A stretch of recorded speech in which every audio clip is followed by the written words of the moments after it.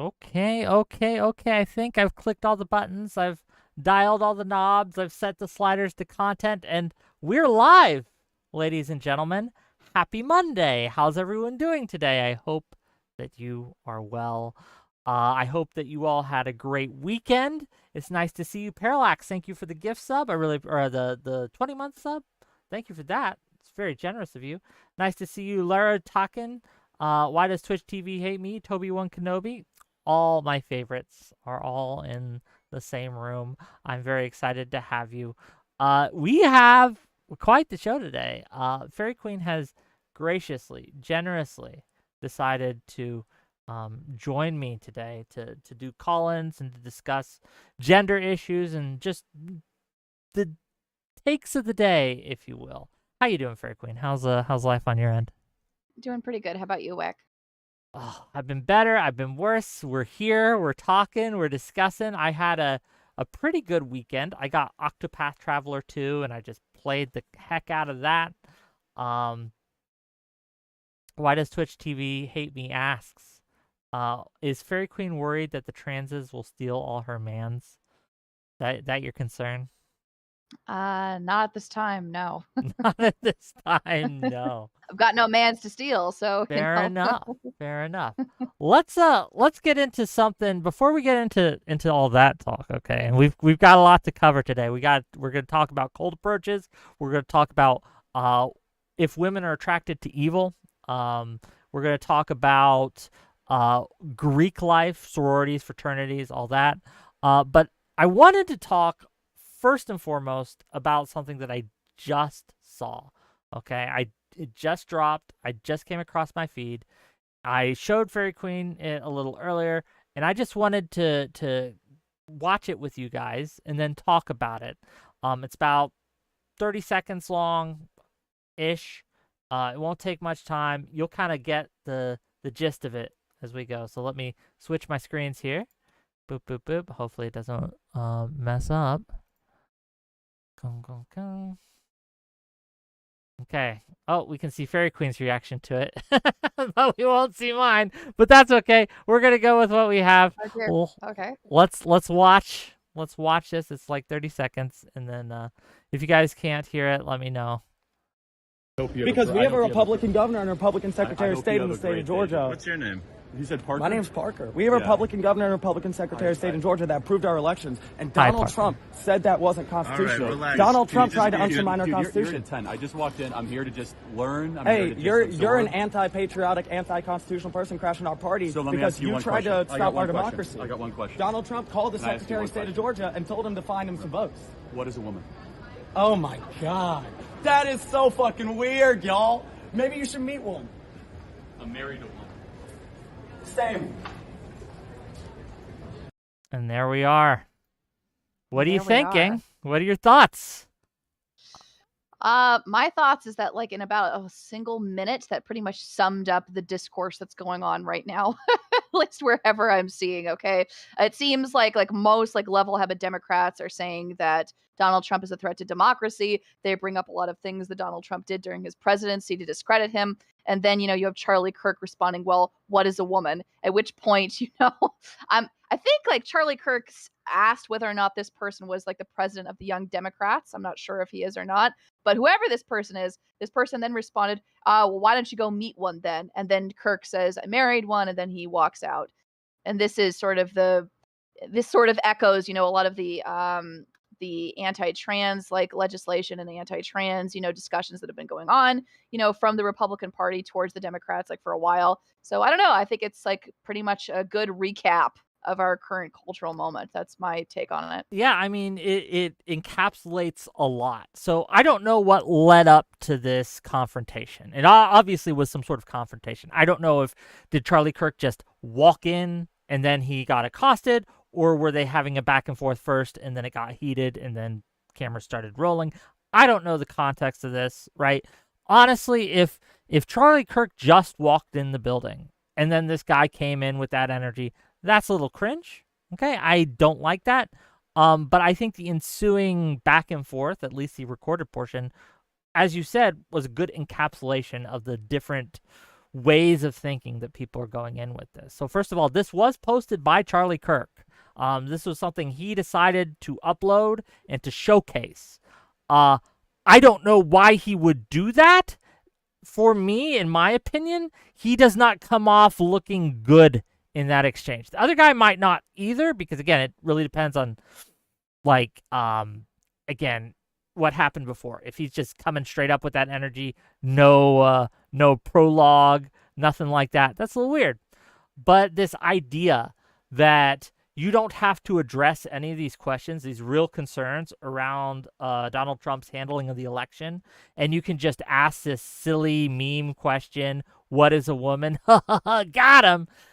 I don't think that's enough. I think you have to at least address the accusations made.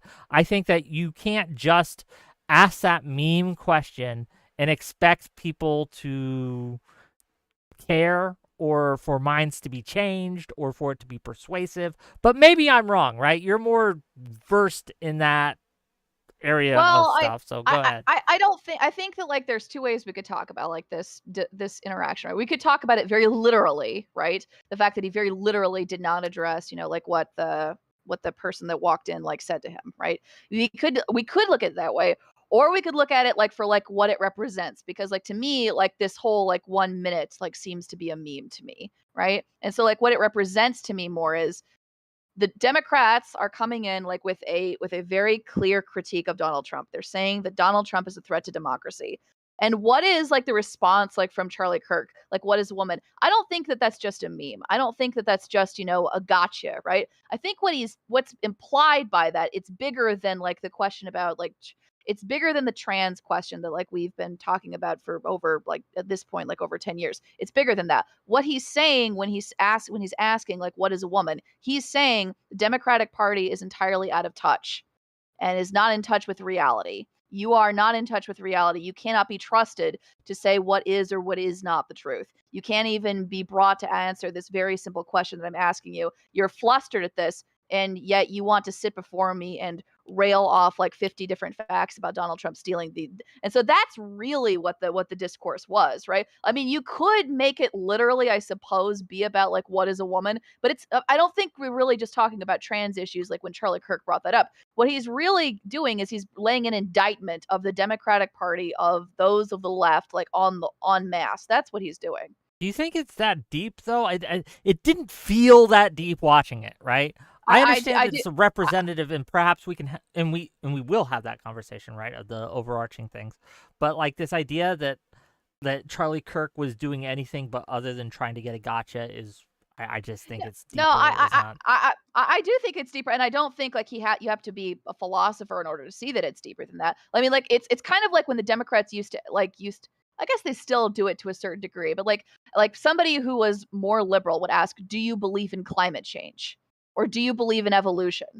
Like that's a kind of gotcha question, right? Like what is really being asked by that? They're not really, I mean, they might be asking you to hash out like the history and the theories of evolution and Charles Darwin. That might be why they're asking. Or maybe they're asking because they want to see, are you a flat earther? Are you someone who's going to argue that the earth is 6,000 years old? Are you a person who I can take seriously? That's really what's being asked. It's not really about like evolution. It's not really about that, right? It's about like, are you somebody who I can take seriously as a person? And that's the point of that question. Like that's the corollary to the what is a woman question, like on the conservative. Sure. The corollary to that is, like, do you think that the earth is 6,000 years old? That's the corollary to that. Yeah, I can see that kind of viewpoint. I don't know if it's a 1-for-1. I think that like when it comes to asking people like, do you believe in flat earth, right? It's a signal to, okay, if I'm going to further have a conversation, how am I going to approach this conversation, approach this person? Again, I don't think those two people were approaching each other at all. I think this was one. Again, I didn't see the prologue. I didn't see the lead up to it. So I have no idea if they were having a cordial conversation before. But what it looks like is this dude, Parker, I don't know the guy, came in, had some issues with Charlie Kirk, was confronting him about the stolen election accusations, and then Charlie Kirk was like, what's a woman? To kind of deflect, to kind of get off the subject, or maybe even to signal, as you said. But I don't think there was any intention of either party really having a conversation here, which is part of the problem here. Like, we're all going for the memes. We're going for the dunks. We're going for the clips. We're going for, oh, look at me. I got in his face and I called him weird and I yelled at him and then I stormed off, right? Yeah. And Yeah, Charlie that Kirk, was that. yeah, and then Charlie Kirk was, well, look, he couldn't even answer the I got what is a woman question. Look at that silly lip, right? Like, neither of these people were trying to interact with each other. They were trying to interact with the audience. They were. No, I completely agree. I do think that that's what he was doing, but I'm not sure how much of that really, honestly, will matter. Have you ever heard of Alan Lichtman's 13 Keys to the White House? Oh, Like, I have I? have. I have. Oh, This was a big thing we were arguing with when the Biden dropout, Biden should stay in type of thing. But go on. mhm. Yeah, I think I don't think he's actually made an official prediction yet, but his like for those of you who don't know or don't remember from like when Wick talked about it, like basically the theory of the 13 keys is that like when an incumbent is running for a re-election, like when somebody who has been the president before is running up for another re-election, their ability to be reelected is not dependent on polls or scandals or popularity. It's based off of, their actual track record as a president. And right now, the tentative guess from Lichman, it seems to be that Kamala Harris is projected to win in November. That seems to be like what's happening right now. He hasn't made any affirmative, Do you like think she'll win? definitive. Um, Whether you let me put want it her to you to or not, do you think she will? yes, I do think that she will. Okay. I do think that I think that she will win. I don't know if the Democrats will win again after Kamala Harris. That will be whether or not she wins like if she's up for re-election. That will be an interesting question 4 years from now. But I do think that she probably will win this upcoming election season. There's a lot coming after we get through this one, gang, because you're right. Do we hold a primary in 2028, assuming she wins this time? I'm 50-50 on it. I wouldn't bet money either way at this point. I don't think that I know the polls show her up, but it's not by much, right? On an aggregate. It is up and it's better than being down, but it's not by much at all. It's really going to come down to, I think, same thing that 2020 came down to, about 50,000 votes overall across of like 3 states. Pennsylvania, I think Georgia is going to be important this go round, and I think that we're going to look at Arizona, New Mexico area. I think those 3 or 4 states are going to be what calls it. But we'll see, Yeah. right? I've been wrong before on these things. We'll see. But I wanted to talk. Okay, so we got the politics out of the way, gang. I know none of you came here to look. The title's a little different than what we've been talking about for the last 10 minutes, but we're gonna get to that. I promise you. But I wanted to talk a little bit about some of the takes I've been seeing on Manosphere Twitter, because it's something that I've been thinking about a lot lately about how social media, how internet has destroyed discourse. It's destroyed political discourse in a very real way, but it's also destroyed, it's destroying gender discourse or discourse between men's and women's issues. Does that make sense? What are your thoughts on that? Do you think that it's the discourse around men's and women issues are better today or worse today than they were 10 years ago?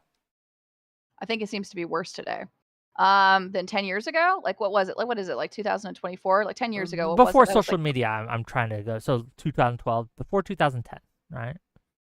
I mean, just to be very clear, like I think I was like around like maybe 11 or 10 years old. Like, I forget sometimes that you're young. So keep it in mind, like when I'm saying that. But it, at least to me, like my knee-jerk reaction is that it seems to be worse.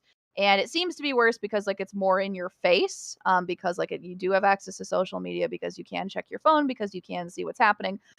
It also seems to be worse just because like it's very clear that there were many issues that weren't resolved 10 years ago, and they couldn't be resolved simply like through, like feminist discourse or through education. Like they couldn't be resolved. Like none of these problems are still bubbling up over and over and over again. And what we're seeing is a huge group of people that are really like clinging to nostalgia, that are sort of like flinging, we have trad wives, like the red pill is not just a niche internet thing where a ton of people are on Reddit like yelling to like quietly squawking to themselves. It's a it's a $1 million podcast, $2 million podcasts, right? Like these are shows that people watch. They are not small shows, right? The red pill is now like, it's a term that like has entered into like common discourse. Like, no, like there are normal people that I could go and I could talk to about this and they would know like what I was referencing on here. It's not just some weird thing that Paul Elam cooked up. So I do think that in some ways it's worse. In some ways it's better, right? Because like we did have the Me Too movement, we have had legislation that was passed like over the past like 10 years. Kamala Harris, is vice president. We've had a lot of female representatives who have entered into politics like for the first time. We've had a lot of firsts that have happened, for sure. I mean, just the fact that like we have, Hillary Clinton like was the presidential nominee. We have a lot of example of wins that have happened. But I don't know. I also think that we have a lot of problems and we have a lot of negative discourse that's also happening. So I'm not really sure. Few ways we could go here because I have some thoughts on everything you just said. I think though for now, let's stay on track for what we discussed before. I'm going to read off for my audience. I'm going to read off a tweet that I responded to. I'm going to read the tweet. I'm going to read my response. And then we're going to talk about it because this generated some discourse on my timeline. Not a lot, a little, but I think that overall that it does kind of get to the heart of gender discourse and how we talk to each other and how we interact both as men and women. So let's, without further ado, get to the tweet. Let me pull it up here. Okay, so this was a post made on r/dating, okay? And it gained some virality. And this is what was said. This is a post by, I'll just read you the post. Are single guys afraid to approach women in public now? I'm 38F and single. I've been out to bars, multiple concerts, and see whom I believe are single men, no wedding band, and I find them attractive. I consider myself average to slightly above looking, and am somewhat overweight. I remember years ago, it wasn't a problem finding a single guy out. Now, it's like they're purposely trying not to look or make eye contact. Am I thinking I'm more attractive than I am? Or has society made it difficult for single guys to approach girls? So that's the question at hand, right? And I have some big thoughts about this. I've said this in other venues. I've said this on other streams. And I'll say it again, and I said it in this tweet. Yes, one of the failures of the modern era is that we have made it socially unacceptable to approach women in almost every setting, and we need to roll this back. That's the tweet I made, and people had some issues with this, but I stand by it. I think that, and I don't think this is anyone's fault or anyone's to blame here, but I think that for better or worse, we as a society, we as a culture in the West have decided that you really shouldn't be approaching women in public on a cold approach. And what that means is just going up to a woman and hitting her up, asking her out, hitting on her, flirting with her, etc. Right? That is considered a huge social faux pas these days. And in fact, there's a lot of men who simply won't do it anymore for risk of public rejection, getting turned down. That wasn't true back when I was in my 20s, right? In my 20s, you could go up to a woman, ask her out, flirt with her a little. She'd turn you down, or she'd accept, right? But that was rare. But she'd turn you down, and no one thought anything of it at all, right? Like, oh, okay, she said no. We went on with our days. Nowadays, there are people who will record it, who will post like, look at this creep coming up to me at the grocery store. I'm just trying to get groceries, and look at him coming up to me and talking to me and trying to flirt with me. I'm just at the gym. I'm just working out. How dare this guy come up and approach me like that? I think that that's a real problem, and I think that this is being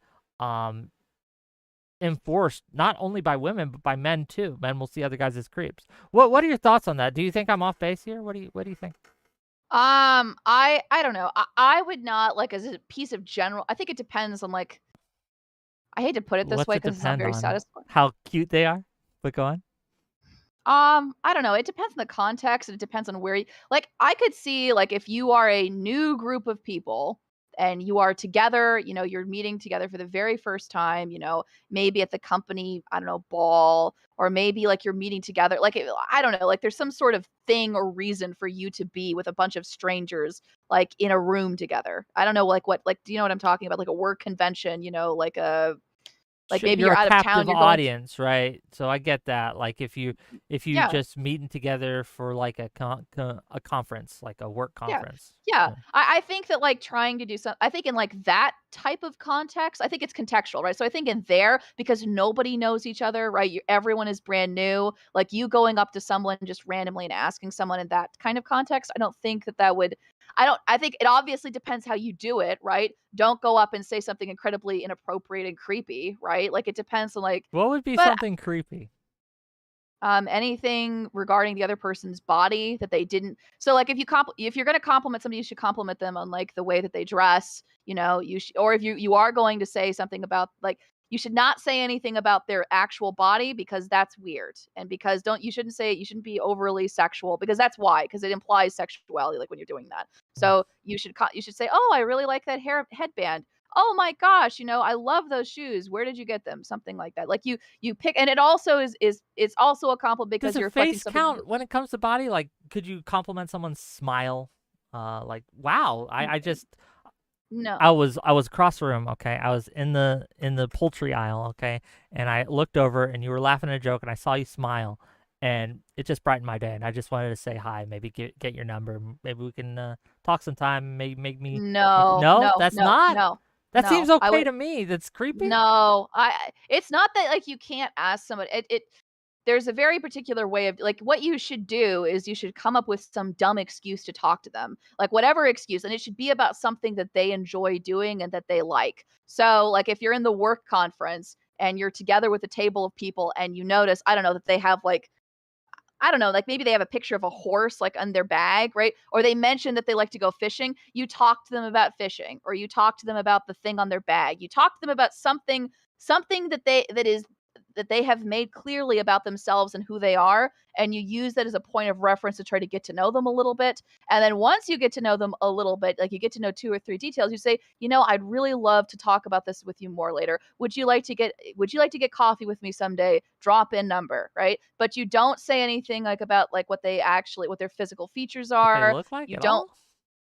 if you are going to mention it should be about like how they're dressed, like how they've dressed, or like you Oh. maybe their hairstyle because like that's but even that can be iffy depending on who the person is or what like if someone's bald, for instance, probably not a good idea to mention it for instance. Like you know what I mean? Like it's just very contextual, I think. So that would be the first thing. So I think it can work, but I think it can only work in a very particular context. I think that if you're at the grocery store or if you're just at the gym and you've never met this person before in your life, like you've never talked like, if it's just cold person that you've Yeah, that's a cold little approach. that's It's you don't know them. You don't know anything yeah. about them. Yeah, You're coming if up it's like cold, yeah, right? if it's no, like, I don't know. I don't think that you should just randomly walk up to a person that you've never met or talked to before.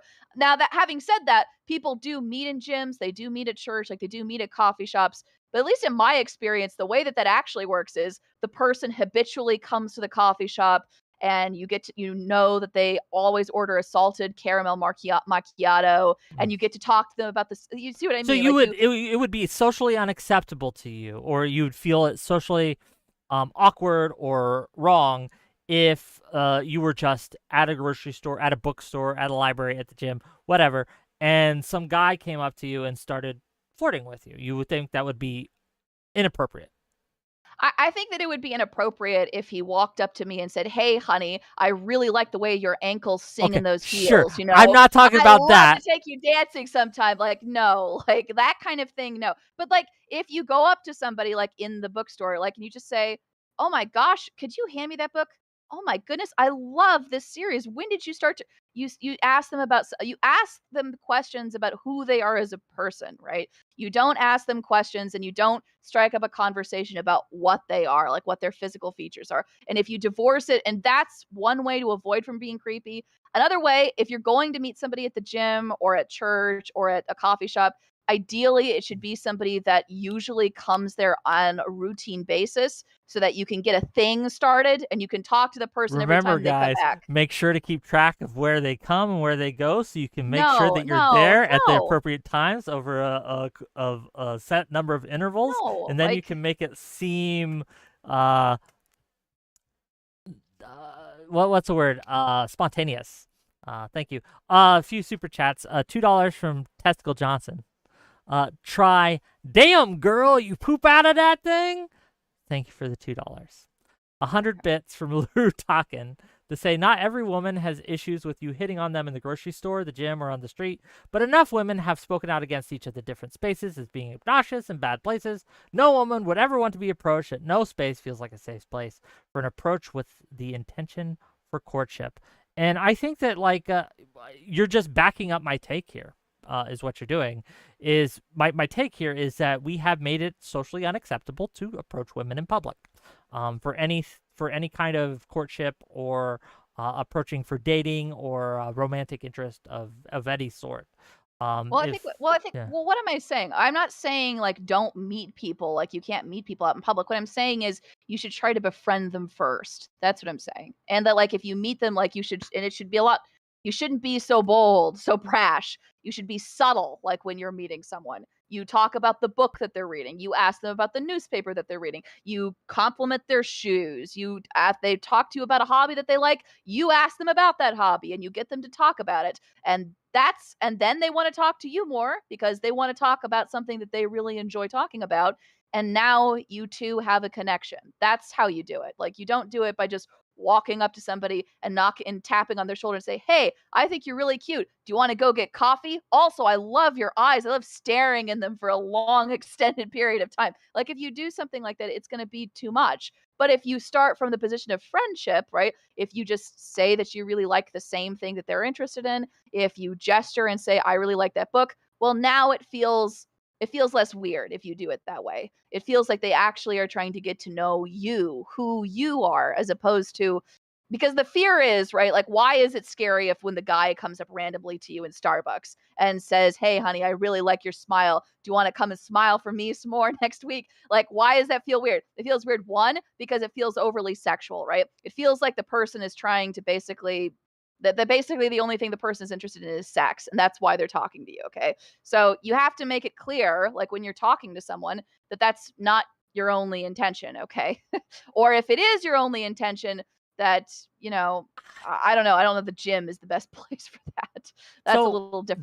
This is I think one of the differences between men and women. I don't necessarily agree with your take here, and I'll talk about that in a moment. But I think this idea that someone coming up and talking about a physical feature that you have and wanting to be romantic with you, or at least get to know you on a date, right? And making those intentions clear up front from the beginning without this kind of like, oh, what music you like? Oh, I like that music too. It's awesome. And then quickly Googling on my phone what band songs they played, right? You know what I mean? Like that feels too, it feels deceptive in a real way. It really does. If I'm interested in someone, okay, hey, you look beautiful. I thought, maybe you want to go get coffee. Obviously, I'd be a little less awkward on the actual thing when there's an actual person in front of me. But no, hey, you want to go get coffee? I just saw you across the room. I thought you were cute. You want to go get coffee? And they'll say no, or they'll say yes, or sure. And you move on from there. But here's the thing, like, if the roles are reversed, if a woman came up to me and was like, "Hey, I really like your beard. Can I touch it?" I would say, "Yeah, sure, go ahead." And then we would move on from there, and it'd be fine. I think that's the difference between genders, too. I think that most men would be fine with that. Maybe so, but even if that's true, and I have no way of knowing if that's true or not, I would say that I don't think it's well, let me put it to you this way. If you are being deceptive and you're only pretending to be interested in the thing that she's talking about, then maybe that's a sign that you two aren't going to hit it off very well and you should try to move on to someone else, right? Like, because I'm not saying you pretend to like the thing that the other person is interested in. What I'm saying is you take an interest in it, in that you want the other person to talk about it so that they talk about themselves, so that you get to know who they are. So you don't have to like the Smiths. You don't have to like Lady Gaga. But the point is, right, when they say, "Oh, I really like Lady Gaga," your next thing should be, "Oh, I don't really like that." That's not what you say. You say, "Oh, tell me more about that. Why do you like it? What makes it so interesting to you?" And if you're going to tell me, Wick, that you think it's deceptive to do that, right? Well, then that's not a very great comment on most men, frankly, if that's how most men react. Like, men feel like they have to. They feel this is a problem. Men more and more because it's been made socially unacceptable to just go up to a woman and ask her out, right? It's socially unacceptable, even if you're polite about it, even if you're nice about it, right? Even if you're as less creepy as possible, right? You get frowned upon. It's a frowned upon thing. And even if the woman says yes, there's a real risk that everyone around you is going to think you're a creep if you do this. And I think that's a bad thing overall. It's bad for men and women in general. It's bad for men because now they have no real way to kind of approach a woman in public without feeling like they have to deceive. And that's not a place we want men to be in, right? We don't want men to feel like they have to trick a woman into being into a romantic relationship. So taking an interest in what the other person likes and listening to them and hearing them explain why they love it and what's interesting about them, that's being deceptive? No, I don't know what they like until I go on some dates with them and find out. No, but that's what I am sort of like rejecting. I'm saying, like, if you want to ask someone out that you like, what you do is you notice something about them, something that they've chosen, like their bag, like the book that they're reading, like the clothes that they're wearing, something like that. You give them a compliment, or you take it and say, "Oh, tell me more about that." They talk about it a lot, and then you say, "Huh, I would really love to hear you talk more about that." And then you bring up some sort of thing that connects to their experience, which makes them want to talk to you more. And then you say, "I've really enjoyed our conversation. Do you want to get coffee?" That's how you do it. Because if you do it that way, then it's not weird. Then it doesn't feel like you're Why is it weird for someone to say, "Hey, I saw you over across the room. I thought you had a great smile. Would you like to get coffee?" Why is that weird? Because you're commenting about somebody's physical features, which makes it feel immediately sexual, which will make the other woman think that that the primary thing that you're interested in when talking to her is sex, which is going to feel creepy and weird. That's why. I think, and maybe I'm wrong, maybe this is an old school thing, but don't women like to feel like men are attracted to them physically? Yeah, I do. Yeah. I think so. But I also think that because women understand that men are very physically attracted to women, that a lot of women are tired of being complimented for being physically beautiful and would prefer it if their partners appreciated them for who they were as opposed to their physical features.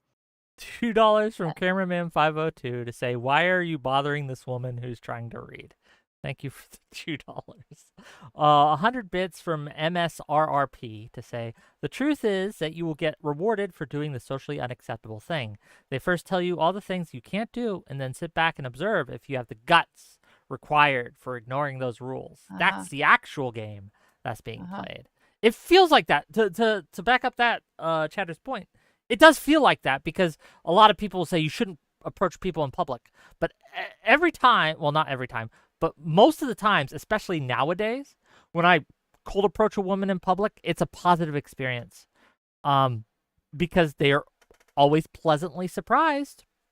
No one does that anymore, right? That's the idea, right? Like, "Hey, wow, you're actually talking to me like I'm a person. That's great." Instead of hitting me up on Tinder, instead of sneaking in my Discord DMs, right? Instead of just trying to isolate me like that in a online setting, you're actually willing to come up and talk to me face to face. That shows boldness, courage, and frankly, masculinity. And I think that, again, I don't always get accepted, but it's always a positive experience, or almost always. Not always. I'm not saying that like people shouldn't approach each other or ask each other out in public that What I'm saying is there's a way of doing things. There's a nuance to how you do these things. And I would suspect that a lot of the people who are saying, we can never ask a woman out because we'll be immediately shut down, all of them are calling me creeps. What I suspect is going on is that this nuance that I'm describing is something that a lot of the men who are saying that don't get. I'm guessing that a lot of the men who are experiencing problems, when they go up to cold ask a woman out, my guess would be is that they are saying something inappropriate, or they're doing something inappropriate, or they haven't made any effort or impact to try to get to know the woman beyond her physical features before trying to start any sort of interaction at all. I hate to break this to you, okay? And maybe I'll be the first to let you know. I don't know. But if a man is looking at you and they're interested in you simply without developing a friendship first, it's because you look good. And that's okay. There's nothing wrong with a man or a woman, for that matter, being initially interested in someone because of their physical appearance. No, I don't think there is, but I also think that when you So why is it inappropriate? So why is it inappropriate to just be that and say, hey, I don't know you. I'd like to get to know you because I think you're beautiful. Because it makes the other person feel like a piece of meat. That's why. And so you can acknowledge that the primary reason why you want to talk to this person is because they're attractive. But after you know that, then you have to think to yourself, well, I like this person physically. Maybe I need to get to know this person a little bit. And then you ask the beautiful person before you a few questions about themselves, something to get conversation flowing. You find something that they're interested in. You get them to talk about themselves. People love to talk about themselves. That's one way to get people to like you. I mean, yes, that's true. People love to talk about themselves, but go on. Yeah. You get people to talk about themselves, and you find something that they really care about, that they're really interested in, and you say, taking an interest in it does not mean that you lie and say that you are interested in it. What it means is you say that you want to hear more about it, invite them to go somewhere else so that they can talk to you about it more, and you listen to them. Okay. Okay. One's in chat, gang. If you've ever pretended to like a hobby because the person you're interested in loved that hobby. Oh, girl, tell me more about what a Gemini is and why your moon is in retrograde or Mercury's in retrograde. I'm super interested in this. This seems super cool. Yeah, it's just, I don't know. It's something people do all the time. But I mean, doesn't that kind of you're mocking that by saying these guys are going to lie about being into astrology? Yeah, that's bad. But then my answer is you don't have to say I believe in astrology. You say, tell me more about astrology. Tell me why you really like it. And then you say, personally, it's not for me. I really don't believe in it. I kind of think it's a bunch of bunk. But, I would really like to know why you're interested in it. Why don't you tell me? What did you see something in it that maybe I missed? You say something along those lines. And then they talk about it. And then you're honest about the fact that you don't believe it and that you think it's bunk. But you also validate the other person. The other person is still able to discuss their feelings on why it's important to them. Okay, gang, this is just to let you know, okay, this is a call-in show, too, so we'll be taking callers throughout. So if you have big problems about what I'm saying or what FairyQueen is saying, you want to talk to us about it, jump backstage in the Discord, and we'll pull you on, and we'll talk for a little bit. $2 from Russell Jeruguay. I'm not sure I'm saying that right. Says, Karen telling men the right way to approach women. Her name is FairyQueen. Okay, so get that right. 100 bits from Leru Talkin to say, this feels like a nice lie. Am I doing all this to make her distracted from the idea that the only reason I initially walked up to her or even noticed her is because I'm physically attracted to her? If it's a lie, then you shouldn't be talking to the person. That's just basically, that's the answer. I just reject that. I think that it's okay to, if all I know about a woman is, hey, I think they're cute, I think it's okay to go up and start a conversation based just solely on that criteria. I think you're cute. I want to talk to you. And as we talk, I might figure out, oh, you're a moron. I'm no longer interested in you, right? Or, oh, you believe in flat Earth. I'm still kind of interested. But you know what I mean? It's this idea, right? That we have to fucking read your bio to actually come up to you. I don't think that's necessary. But welcome, caller. Welcome, friend. Hey, how are you doing? Hey, I'm doing well. How are you? I'm doing all right. Yeah. I just wanted to come in with something that I kind of wrote in chat, but I feel like it got glossed over by both parties during this conversation, if that's okay. The floor is yours. All right, yeah. So I'll just kind of read off the same comic. I just said, Wick, I think something that is left out in the conversation is the dynamic that women have to deal with unconsensually being hit on in all environments, appropriate or not.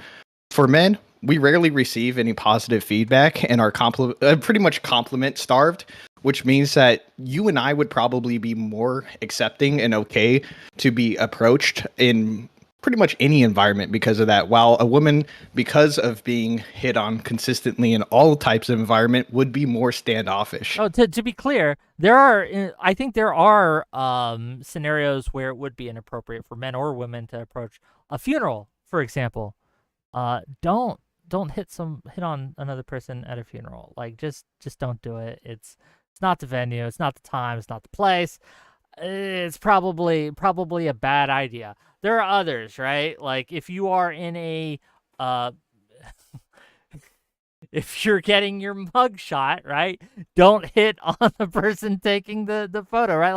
Like they're just in an emergency situation. Don't do that either, right? There are, again, scenarios, circumstances where it would be inappropriate to approach someone for any kind of romantic or dating interest. I just don't think like the day-to-day experience is that. But I get what you're saying about women just getting approached all the time. FairyQueen, do you have any thoughts?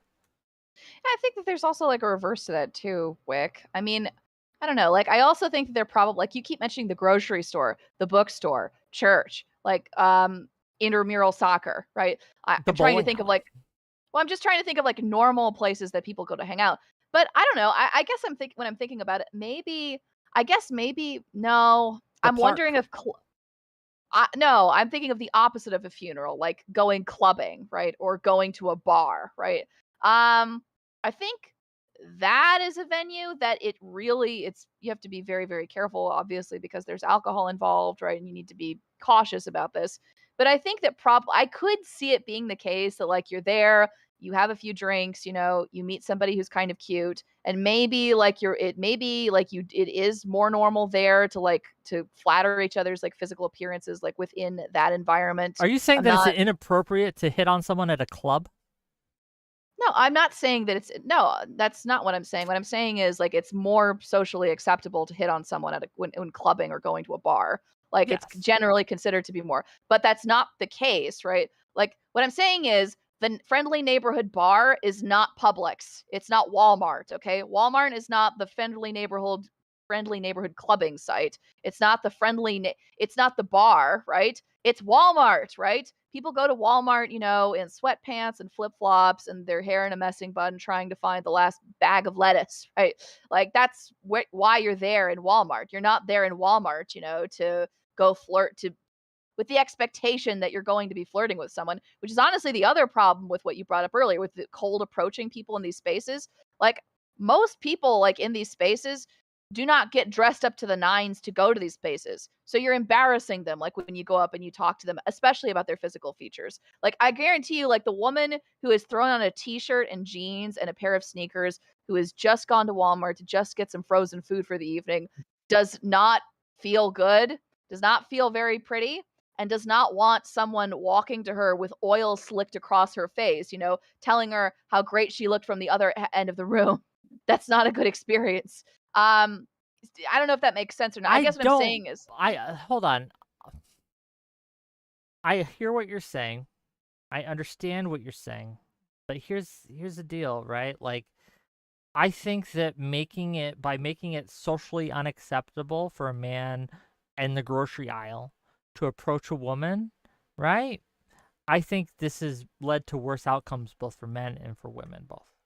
I think that now, just as the lady in the Reddit post said, men are just overly afraid of approaching women in any circumstance because no circumstance, at least to them, unless it's like a club, and even then, right? Like as you said, you got to be careful because the alcohol's involved and all that, right? They are paralyzed with fear.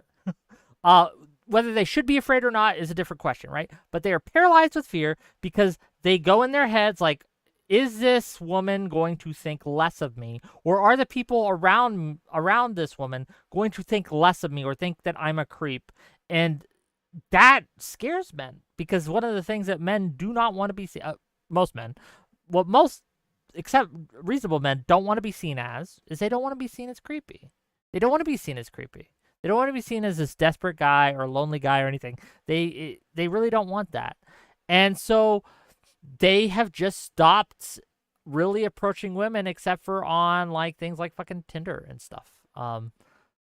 Again, in general, I'm not talking all men. Some men still do, right? Mhm. And I think those men have a lot more success than the men who don't. But yeah. Did my chat disconnect? Hold on, it's giving me a weird thing. Am I still alive, guy? Is that I just see on me? you. Okay. But yeah, so dear caller, I hear what you're saying about how women get hit on, quote unquote, all the time. I think that some do, but I think that there's a good amount of women out there, right? Who wish men would approach them more.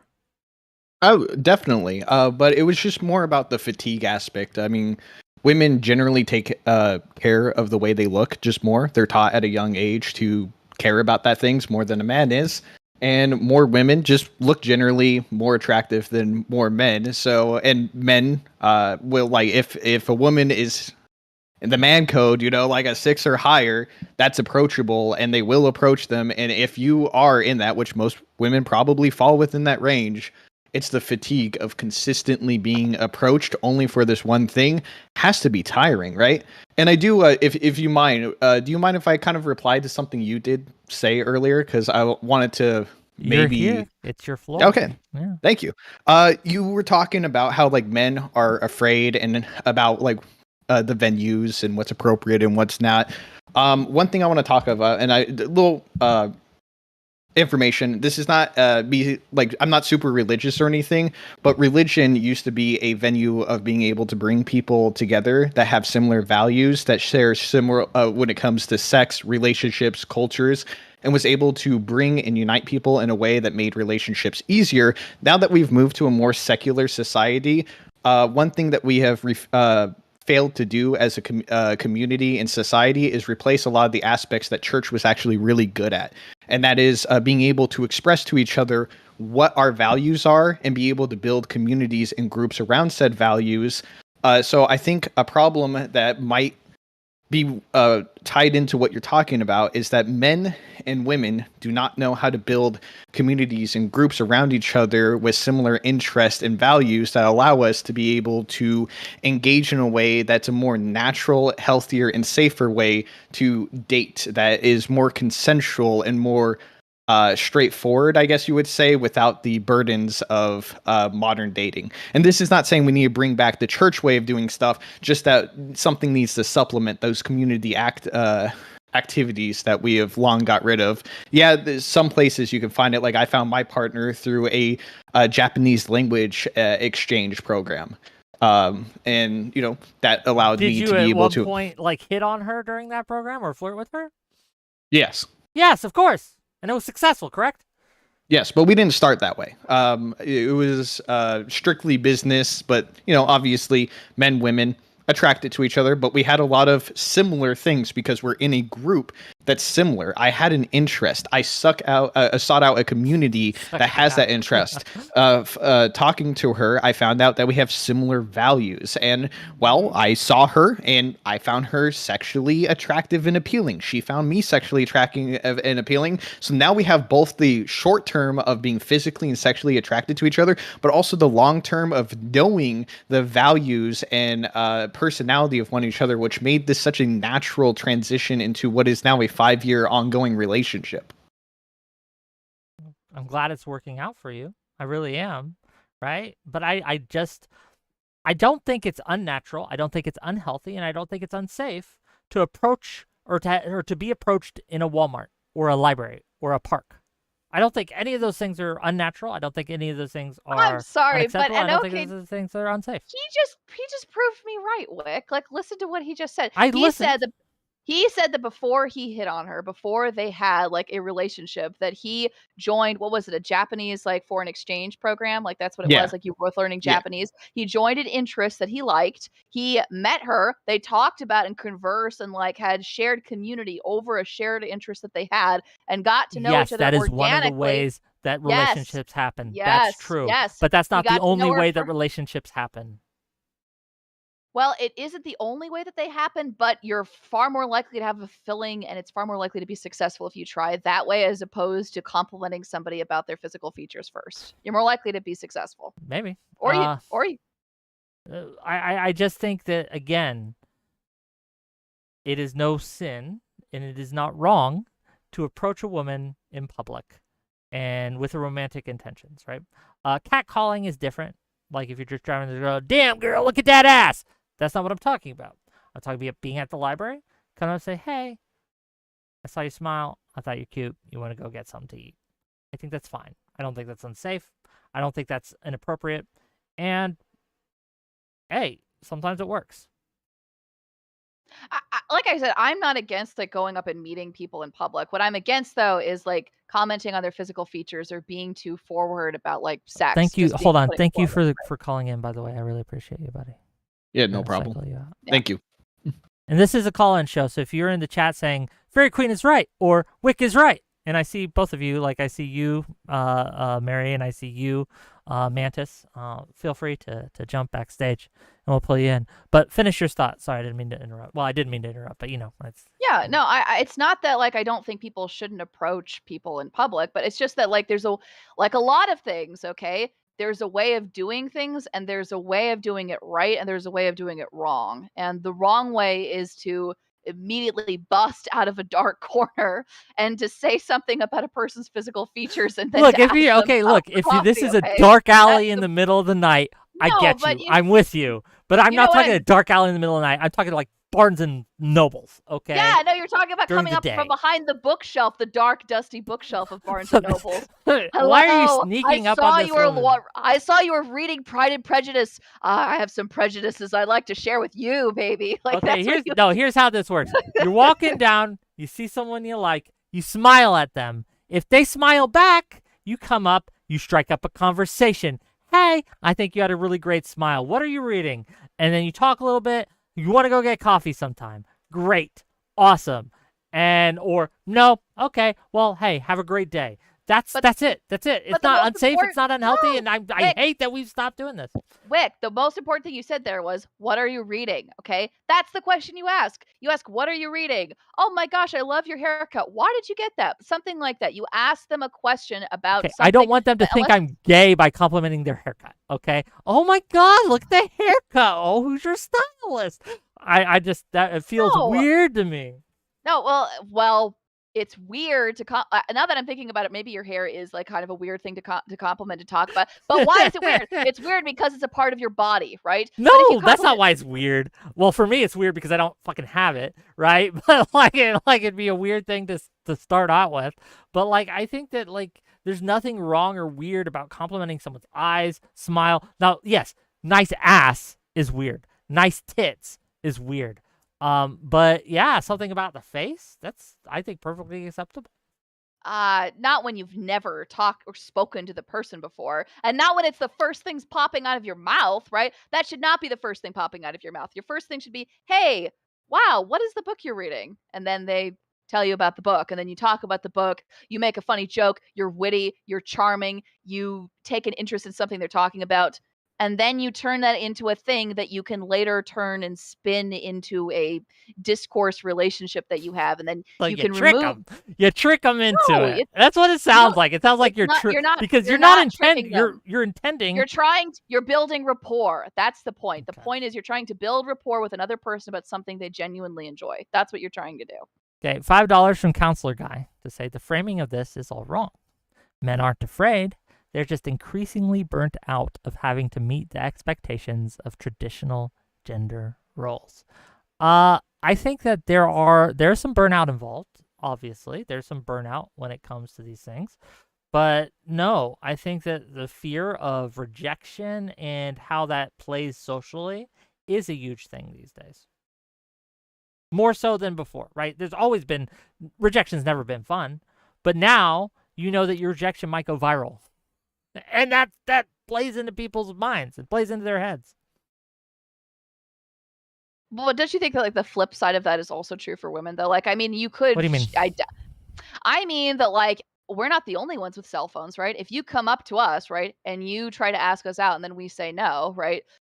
We could also go viral. Like, I mean, I can show you like tons and tons of videos of like women complaining about men that they've rejected and men reacting to those videos and ripping them and excoriating them across the internet.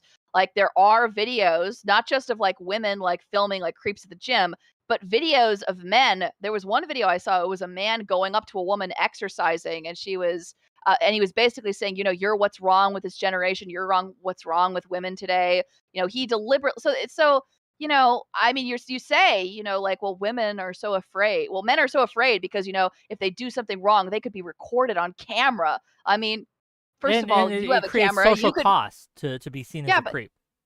But there's social cost. But there's a huge. But there's a social cost that is associated with being seen as a sex object, right? Which you have to be conscientious of when you're asking people out. Yeah, being seen as a whore is. There is a social cost. I'm glad you finally agree with me on this take. I'm glad that we finally come full circle on this. What did I say last time? I don't think you heard me last time. What did I say? I said, one, you can circumvent that cost by lying, which you didn't seem to accept. A lot of women, a lot of people do lie about like who they sleep with and how they sleep with, how many people they've slept with. So you can circumvent that and you can just lie. So that circumvents the cost, number one. Number two, right? Different demographics of people treat promiscuity differently. And in some demographics of people, they care less about how many people you've slept with. And in some demographics of people, they care more about how many people you've slept with. And I don't think that's controversial to say. That's just true. I mean, do you honestly think that like a group of 20-something-year-olds in New York are nearly as judgmental about like how many people you've slept with as say a group of like, I don't know, princes of Saudi Arabia? Like, of course not, right? Not. Of course not. And that proves the point. No, that doesn't prove the point, but we're off topic now. But no, that doesn't prove the point because I think that society it's closer, right? Closer to the kind of religious, old school kind of way of doing things than we'd like to admit. And I think that, and I'm not saying that this is a good thing. I'm just saying that this is a thing. That the New York Sex and the City kind of vibe is an outlier. That is not the norm. Does that make sense?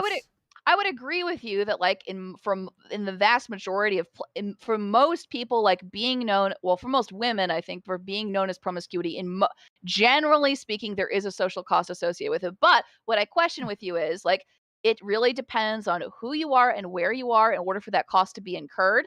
And secondly, and this is the big secondly, which you don't seem to have a response to, is that women lie. You can just pretend you can lie, right? You can lie about like the people that you've slept with. That eliminates the social cost, right? You only pay the price if anybody ever finds out. If nobody finds out, there is no price. It depends who they believe. Do they believe the accusations or do they believe the defense? And this is true whether they lie about it or not.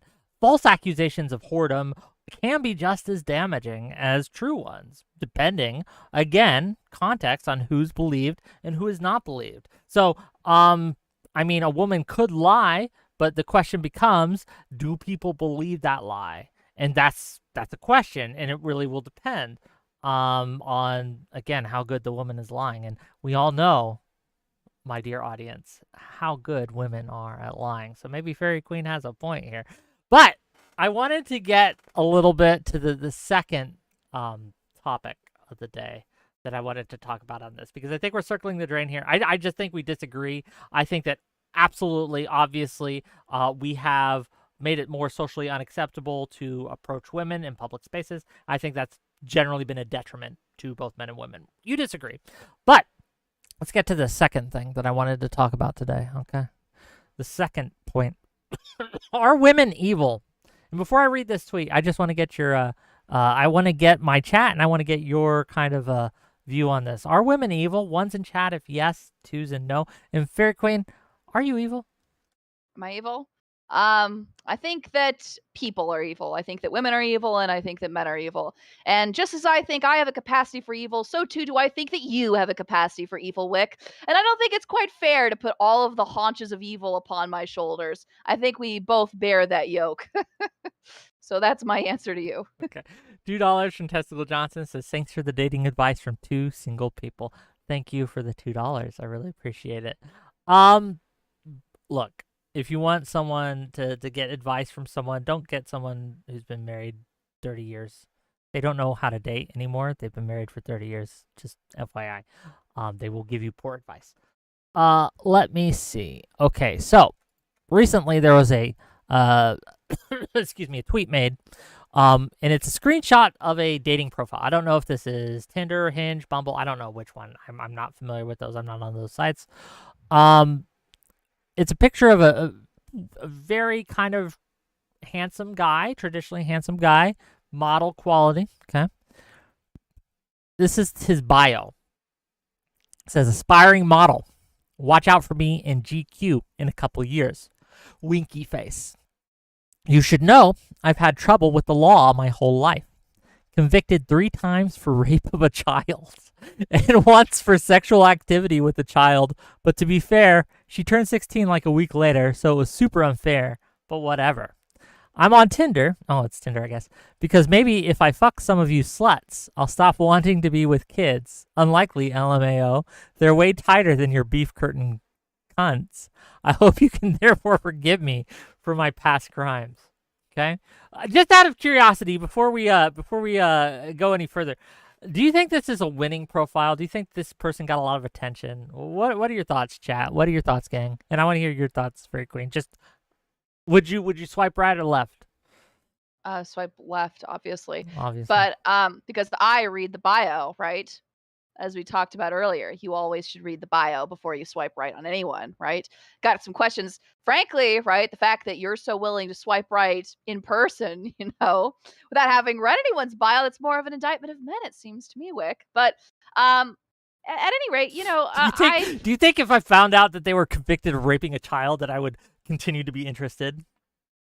I don't think that you would, but I do think that there are some men who, if the woman was sufficiently attractive enough and if they liked her enough, that they would make excuses for her and they would, and I think that because, I'm sure that we'll talk about the letters that were sent to Ted Bundy, Sure, I've actually seen them in person, it is true that there are male serial killers that women do like.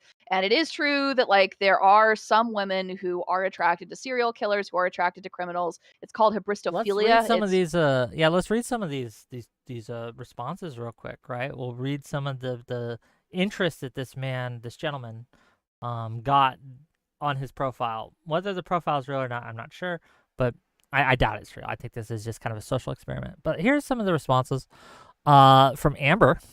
Amber says, I can absolve you of your sins tonight, winky face. Maria says, hey, are you living in London? Agnes, well, hey there, gorgeous. How are you? Rochelle, hey, every criminal has a chance to be forgiven. But then again, there's something very attractive about a bad boy. The man responds, I think I'd rather be bad than forgiven. The question is, Rochelle replies back, how bad does this bad boy get? And does this bad boy need a naughty girl to keep him bad? From Molly, hey, when I was 7, I stole a gumball from my corner store and felt guilty about it for years. I guess that makes us equally as evil. He responds, I'm surprised you're still out roaming the streets after so heinous a crime. We should both be locked up. I don't think I'd mind as long as we were locked up together. Well, as long as there are handcuffs involved? Haha, OMG, that was such a crazy thing of me to say, but I'm happy I said it. Are you a native Londoner? Maybe is this all in London? Maybe it's just British women that are evil. Maybe this is a regional thing. What a coincidence. Well, I'm only here for a few days. What are you doing tomorrow night? And then she lists a bunch of personal details. I'm in the area. From Julia, hello, handsome. How's your week going? Annalena, how are you all right? Aha, I'm not here for long, so I'm just looking for someone to take my virginity. Can't come home still being a virgin. And actually, I'm not actually 19. Sorry, I'm just quite straightforward. And then they go back and forth about how actually old she is, which is crazy. Tessia, when I was 6, I stole a Kinder Bueno from the supermarket, so I guess we're both felons. Ah ha ha. It goes on. I won't bore you guys. But So a yeah, couple of things about that profile. So Maeve had told me, and if she calls in, that will be helpful later. But I think she's told me that like the original Tinder profile actually didn't say anything about child rape. She says that she thinks the original Tinder profile that it actually said basically that he was convicted of a felony, but like that it didn't specify like what the felony was, and or if it did, then like the crime was like a lot like less offensive than like the one that you see in the profile, and that basically that the profile that you're seeing has been edited and doctored to basically be a social experiment so that it could blow up online and go viral. That was the purpose of the post, according to her. And I don't know if that's true. I don't know if but that's true either. I don't know if that's true, but like what I will say though is that like what's the point of showing this post? Well, the point of showing this post is that like that they're I'm not really sure what the point is. Is the point to say that there are some women who are terrible people who would be willing to sleep with somebody who is a bad person because he's sufficiently attractive, despite the fact that like he's done a lot of terrible things? Because of course that's true. Like of course there are cases of women that like have and will do that. Like we have lots of examples of women who have professed their love for men who have done horrific actions. Ted Bundy is is a The great example Manson of that. family, wasn't that Yeah. whole thing, right? A bunch of Yeah. his groupies basically going around just straight murdering Like people. Yeah, we do have it. We do have examples of this. Like, definitely, we do have absolutely have examples of women who are evil, who fall in love or say that they're become sexually excited by evil men. Like this does exist, but it's also true that there are men who become obsessed with and become sexually excited by the thought of evil women. And that just as there are love letters that were sent to Ted Bundy, there were also love letters that were sent to Casey Anthony. That were sent to, let's see, I have a list of like female Sure, killers. I'll just stipulate, just for the purpose of the conversation, that yes, that a lot of men would they don't factor in how bad or morally culpable a woman may or may not be. They could do some horrific things as long as they're interested, as long as they're pretty. I think that most men would be okay. Not most, maybe, but there's a good portion out there that'd be okay. But when we look at like for this, I'm not just the point of the whole thing is that there's a meme, and there's a lot of truth to this meme, that women like bad boys. They like someone who is bad, right? Who is edgy, who is James Dean with their leather jacket, rebelling against the system, willing to break the law. They find that attractive. Not all women, obviously, but this is a type that a lot of women are drawn to, that they're attracted to. They want someone who's going to be a little mean. Do you disagree? I don't disagree because I'm kind of one of those women. I like men who are kind of aggressive. I like men who yell a lot, but I will also say like a couple of things just to sort of qualify that. At least I'm speaking from personal experience. It's hot at first. It doesn't stay hot. Eventually it gets to be boring. It gets to be annoying. It's one thing, right? Like where it's hot the first time.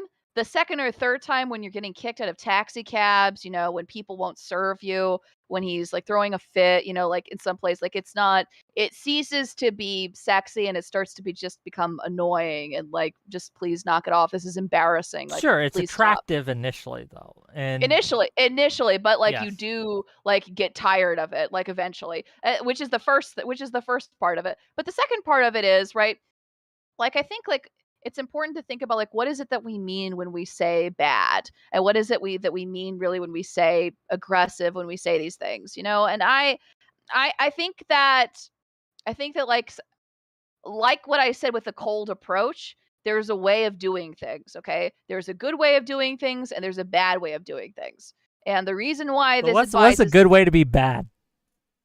The good way to be bad well, I mean, uh the good way to be bad is to be competent at something. It's to be actually good and to actually know what you're talking about. So to being competent, being good at something, and having like being really skilled in a particular thing. Having competence, being confident is the good way of being bad. Having self-assurance, being courageous, sticking up for people. That's just being you can be kind in all of that. You can be, again, you don't have to have done anything wrong, or simply being confident does not equate to bad in any way, shape, or form. And even as you said, to your interest specifically, you weren't interested so much in confidence. You liked when they yelled and were mean. It's not, well, hang on. It's more than that. Like, so I'm just laying the groundwork for some ways you can do that. Those are some two baselines. But have you ever read like the 48 Laws of Power? Do you know? The 48 Laws of Power. I have not. By Robert Greene. Some of you probably have read it before. So one way that you can, it basically like it's a list of laws of power, and it's about how to make yourself seem or to present yourself as or to actually gain power, to gain social dominance like within a sphere. One of the ways that you can do that is 1, talk less, smile more. So don't talk all the time. Don't blab. Let the other person do most of the talking. You should I'll look up like some of the actual like law like rules for it, but basically what I'm saying is like in order for you, if you are a person that like is of high social status, that's a way to be bad, and the way that you do that is in part by following some of these principles. Let's see, 48 And the whole laws world of power. has to answer right now. Just tell you once again who's bad. Boom, boom, boom, boom, boom. Let's see here. Boom, boom, boom. Okay, let's bring in a caller and see what they have to say while you look that up. Yeah. Hello, dear caller. You're live. Whick. Okay, are you so what's your take on this? Are women evil, and are they attracted to evil in general?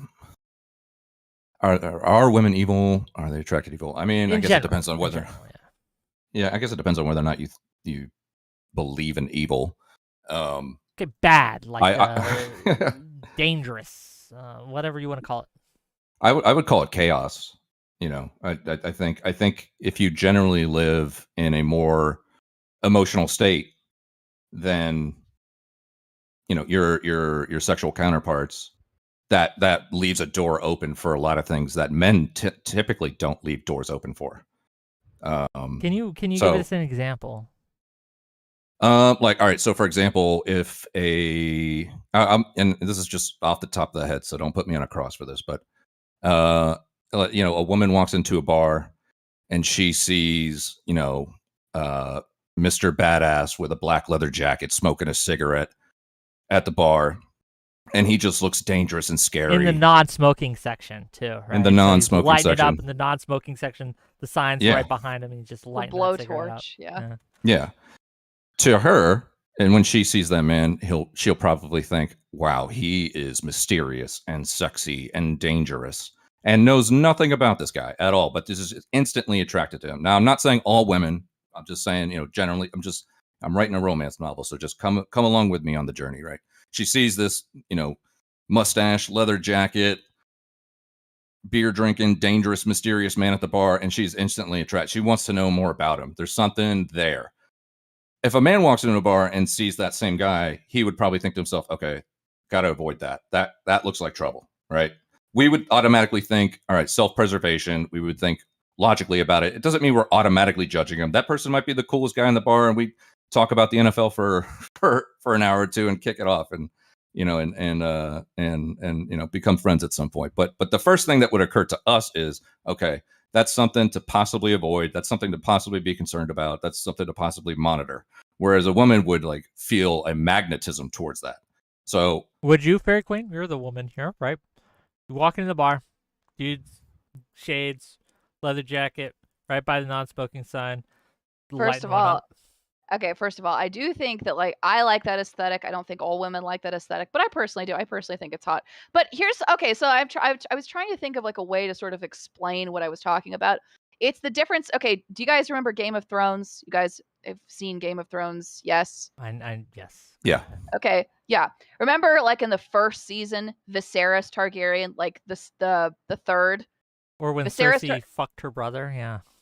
No, I'm not talking about Cersei. I'm talking about Viserys, the brother of Daenerys Targaryen, okay? Sure. Think about his type of mean. He was constantly mean. He was mean to Daenerys. He was mean to the Khalasar. He was mean to the Dothraki. He was mean to Jorah. He was constantly mean, right? That's not sexy, though, right? Would anybody honestly say that, because at least he was his character weak was and poor? But the Dothraki Lord, what was the guy's name? The Dothraki Lord? It's not just that. He would enslave villages. He would ride through and kill, murder, rape. But he was hot as fuck. What about Ramsay Bolton? What about Ramsay Bolton? Do you think Ramsay Bolton? Do you think most women watching Ramsay Bolton on their couches thought that he was the bee's knees? Like, no, right? But that's or I mean, like, it's a little weird to say because Joffrey Baratheon's a kid, but like you could make my point is like Wick, you could make similar claims about like, the wealth, and about the ability to like not having lots of power. You could say that about these two other characters. They were hated characters. Nobody liked Ramsay, nobody liked Joffrey, nobody liked Viserys, and nobody liked them because they were mean to everyone all the time. They were whiny, you're right. Weak. Yeah, but like they weren't. But what does that mean, though? It doesn't just mean they didn't have the ability to back up what they were doing, except for Ramsay. And Ramsay had a following. That's not true. Ramsay was not in true. the book at least. He was beloved by women. Joffrey Baratheon absolutely had the ability to back it up. Like case in point, the butcher's boy and lady who was killed was a kid, after. Though, so. It doesn't matter. Like, well, I mean, hang on. Ned Stark, he was able to order his head to get chopped off at the end of the first season. Like, the thing is, though, like most women watching that show, like, even though like all three of these characters, like, I guess Viserys probably the least, but all of these characters were mean. They had power. They had wealth. They were in. Two of them were definitely able to back up what their threats against people, but they were universally despised, as opposed to Oberyn Martell, who was adored, right? He was incredibly sexy. Pedro Pascal, he's well liked. I'll even say this: Tywin Lannister. Tywin Lannister has an entirely different energy when he walks into a room as opposed to someone like Viserys Targaryen. It's not the same, and it's not the same. And so, like, it's not just merely about I guess what I'm saying is I think like the meanness, like we're talking about like what's sexy about it. I think it's sexy because like it's a stand-in for power. And I think that both men and women are attracted to power. And I think that like the reason why the bad boy, if he is attractive, seems attractive, it's because he seems to be powerful. And if he seems to be emotionally out of control, if he seems to be like a Viserys Targaryen, if he seems to be like some of these other people, then he starts to seem less attractive and more like either a pampered, spoiled prince or or he seems to just be like a weak, sniveling rat, which is attractive to no one. All right, let's put the lore to the side. Okay, now that we've revisited that, what about Dangerous Dan at the bar? I mean, you don't know anything about him. He could be, the sweetest guy on the planet. He could be powerful. He could be dangerous. You don't know anything about him, but just looking at him, you're automatically. I'm not saying you, but women in general would see this guy and say, "What is up with that? I need to know about that. I need to figure it out. I need to let it overwhelm me and wash over me and jump into the unknown here with Dangerous Dan at the bar." What is it about women that allures them to that situation? I mean, it could go completely right and go completely wrong, but women would prefer. They're attracted to it. They're attracted to it. They would jump into the deep end to know what it's like to interact with this guy. I mean, I guess what I would say to you, I don't think that men and women are very different in this. I think that like you could absolutely find like the female corollary to the bad boy in the leather jacket, right? I could find you the bad girl, right? who has, who also is wearing a great deal of leather, who has like large winged eyeliner, whose hair is like is bleached black, who has like sort of goth sort of like I could think of some women, right? Who like, I mean, there's even a term for them, baddies, right? Like the bad, they're called like, I don't want to say it, but like bad bitches. Yeah, like there are men who, when they see, a woman who's they're really all hot mean to them and nasty, they're all hot, right? But these men, but if they're not hot, it doesn't work. That's the difference. Yeah, but they could be. If they're not physically attractive, it doesn't matter. Yeah, but these men that you're talking about here, like Dangerous Dan at the bar, he also has to be physically attractive. If she knows nothing else, not about as much. No, well, not as much. He has to be attractive enough, right? He doesn't have to be, Brad Pitt, right? But he's got to be at least like, a 6.5, 7 on the scale to at least get that first glance, and then whatever she wants to read into him or into the situation, that could boost the points up a little bit, so to speak. It could draw her more into wanting to get to know the guy. Hold on. Everyone's saying that those aren't baddies. Okay, maybe I'm just. Yeah, I also wanted to like contend with the baddies thing a little bit because I mean, I can't speak for every guy, but I just speaking for myself personally, I don't read, all of the mystery and romance of an interaction with a woman by looking at her. Like it's like the Matrix for men. It's like that green code that falls in the Matrix, and we're literally just looking at the physical attraction and deciphering what the score is, or does it meet my scale, or damn, that's hot. This is the equation. If we want to math this out, we have a scale of crazy and we have a scale of hot. Okay, and there's a curve, right, where there's a portion where that is acceptable, and the more hot you are, the more crazy we allow for. But if you're just crazy and not hot, it doesn't work. But if you're hot enough, we allow for some crazy. Yeah, and I think that I think that both men and women are dumb in this regard, and I think that they share that in common. I think that there are lots of women who are willing to put up with crazy men because they're just attractive enough, and there are lots of men who are willing to put up with women who are a bit unstable because they are attractive enough. Okay, I think that's true for men and women. I don't think it's terribly different in that regard. Final thoughts from Legate, and then we gotta keep it moving on the callers. Well, I had a couple questions in mind, but I know you got some stuff to get to, so. Ask your questions, and we'll get to them. Okay. So what would you guys say is the fate of the average man in America?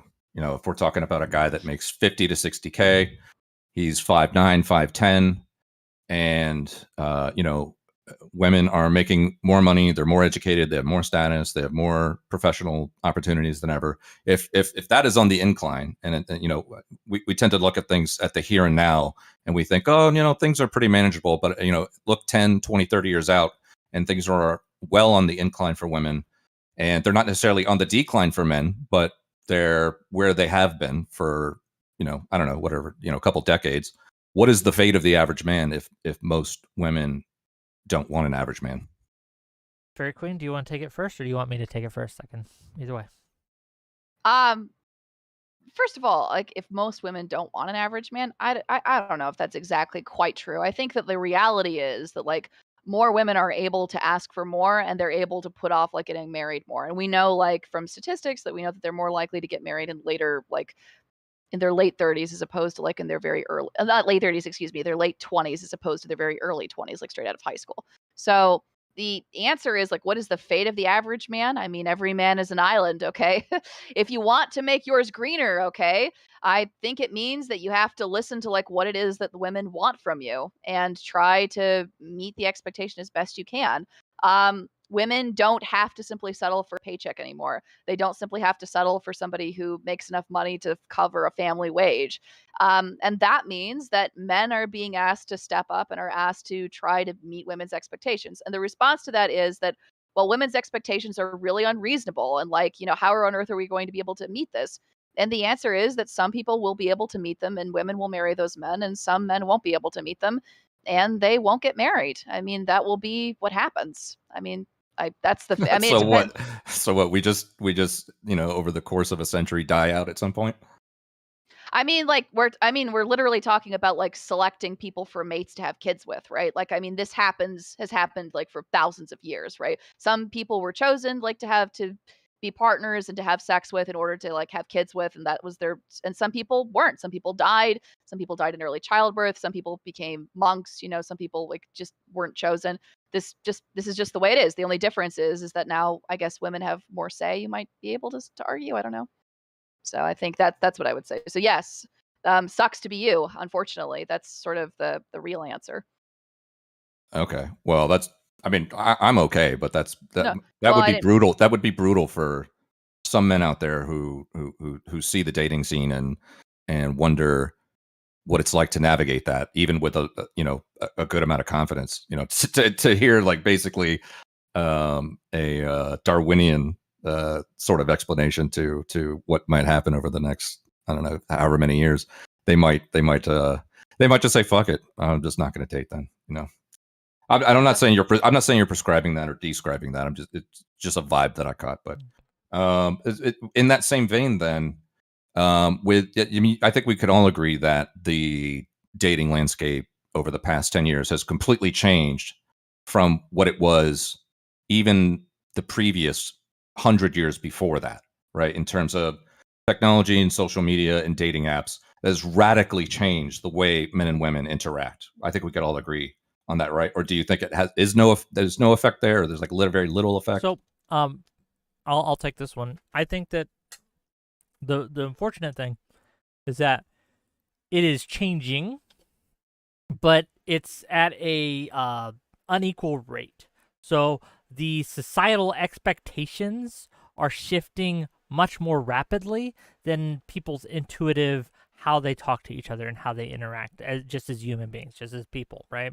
And I think that disconnect is causing a lot of issues right now. Like I said, we started this well, we didn't start the show off, but one of the first things we talked about was, when is it okay to approach a woman, right, in public? And FairyQueen says, unless you're doing it by talking about their interests, it's never okay to come up to a woman at a grocery store or library or anything and just compliment their looks and ask them out. It's not okay. It's not socially acceptable. And this is a disconnect, right? Because most men, that's their instinct. That's how they approach things. That's how they want to, at least. But the fact that it's no longer seen as acceptable, and there's so many social, not coercion, consequences to doing it wrong, quote unquote, it's just causing a huge issue, both for men and women, because women aren't getting as approached as much. And while some might like that, a lot really don't. And men are unsure when or how or if it's ever okay to ask a woman out. So yeah, that's where we are. What about FairyQueen? What about me? What's the question? Do you think that the dating scene has wildly and drastically changed in the past 10 years than it had at all over the course of the century prior? I mean, like, dating has changed significantly, like, in the century prior too. It just changed in different ways, right? The birth control pill, like the pill, that was a big change, right? Dating changed significantly. Like, I think, when did the pill come out? Was it in the 50s? When did the pill first come out? Um, I'm honestly not sure, like, off the back of my head, but I want to say it was probably about the 50s. That changed the course of the dating scene. The women's liberation movement of the 70s, that was in the 60s. That was something that changed, like, the dating scene. I don't disagree with any of that, but yeah. my point is that the 100 years prior to the previous decade, you weren't able to just basically touch a button and find out everything you need to know about a person.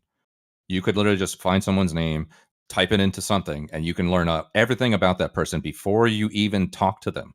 Or, if you're on a date and you tell her your name and she's like, okay, and then you're getting appetizers and she's like, oh, I'm going to go to the bathroom. I'll be right back. And then she instantly goes to your LinkedIn page while she's in the bathroom. She'll go to your Facebook page. She'll go through everything. You weren't able to do that, throughout the 20th century. Now, all of a sudden, you can push a button and have access to more information than you ever had. And I'm just imagining this woman coming out from the bathroom, angry look on her face.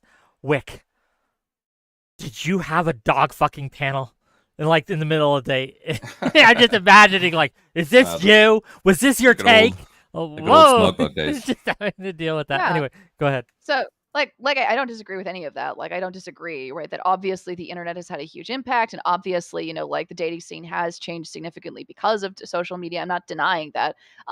I think what I'm asking is, like, how different is it really? Like, is it really that different? Like, in 2000, is it that different in 2024 than it would have been in 1994? I guess it is, just because of the existence of these apps. But there's another thing that used to exist that nobody uses anymore, which is the phone book, right? What did you do when you wanted to try to look someone up? You looked them up in the phone book, right?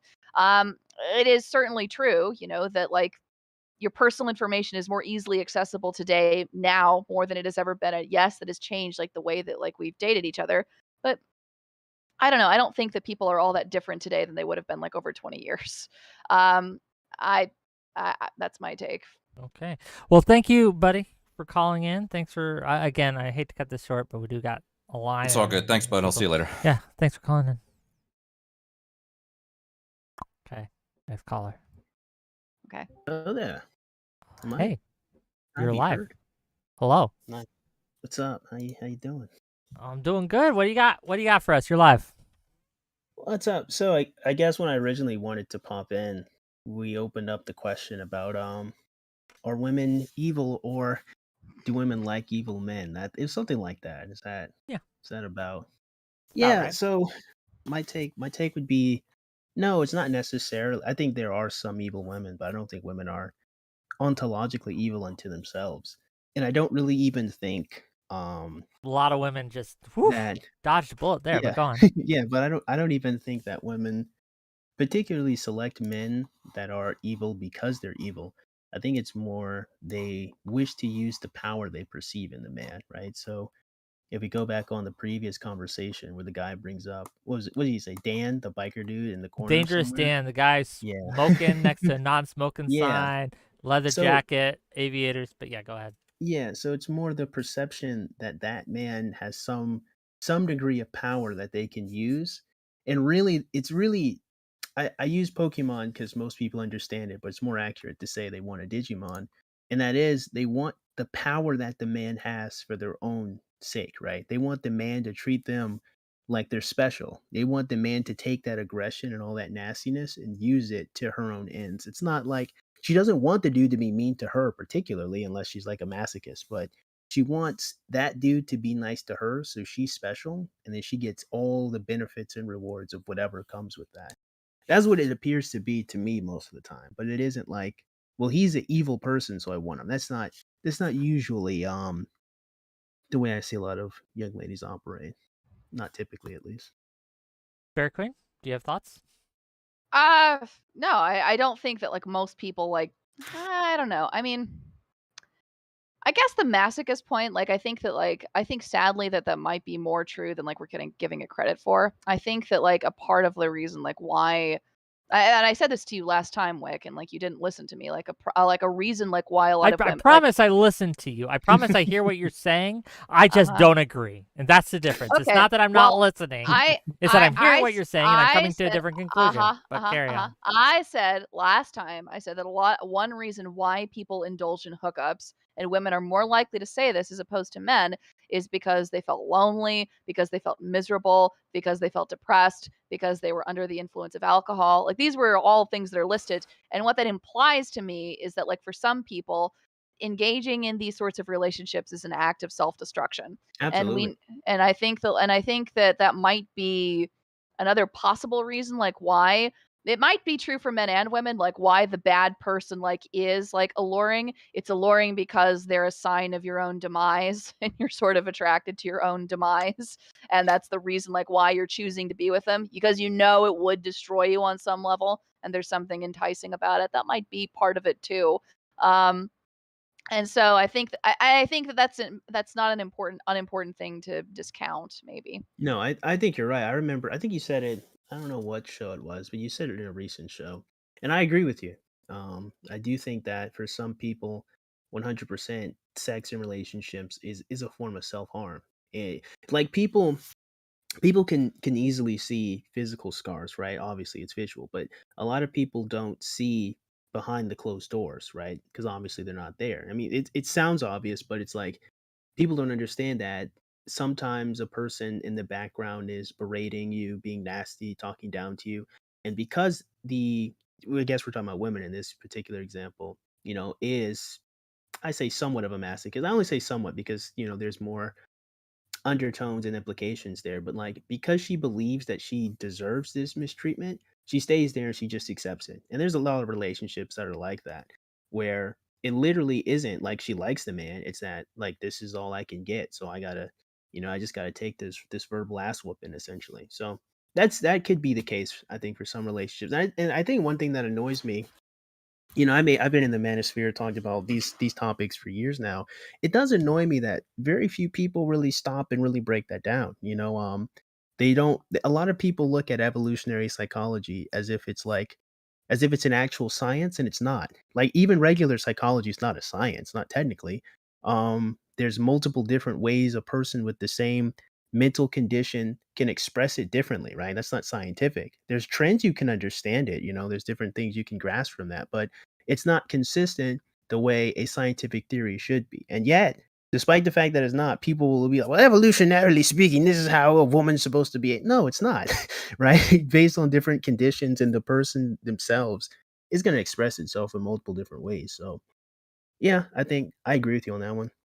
I think too many people really neglect that there is a spirit of masochism in some young ladies, and that's why they accept being mistreated by, or why they pick men that are just vile. Xerxes and Fairy Queen lockstep in their takes on this. I'm excited. She didn't We're expect building it. bridges. We're building bridges, okay? I just want you to sit with that. Tonight, Fairy Queen, after the show, I want you to remember Xerxes agrees with you on this. I just want you to remember that. I want you to sit with it. I want you to soak in it. I want you to take that for what Do you that is. disagree? Do you disagree with that, Wick?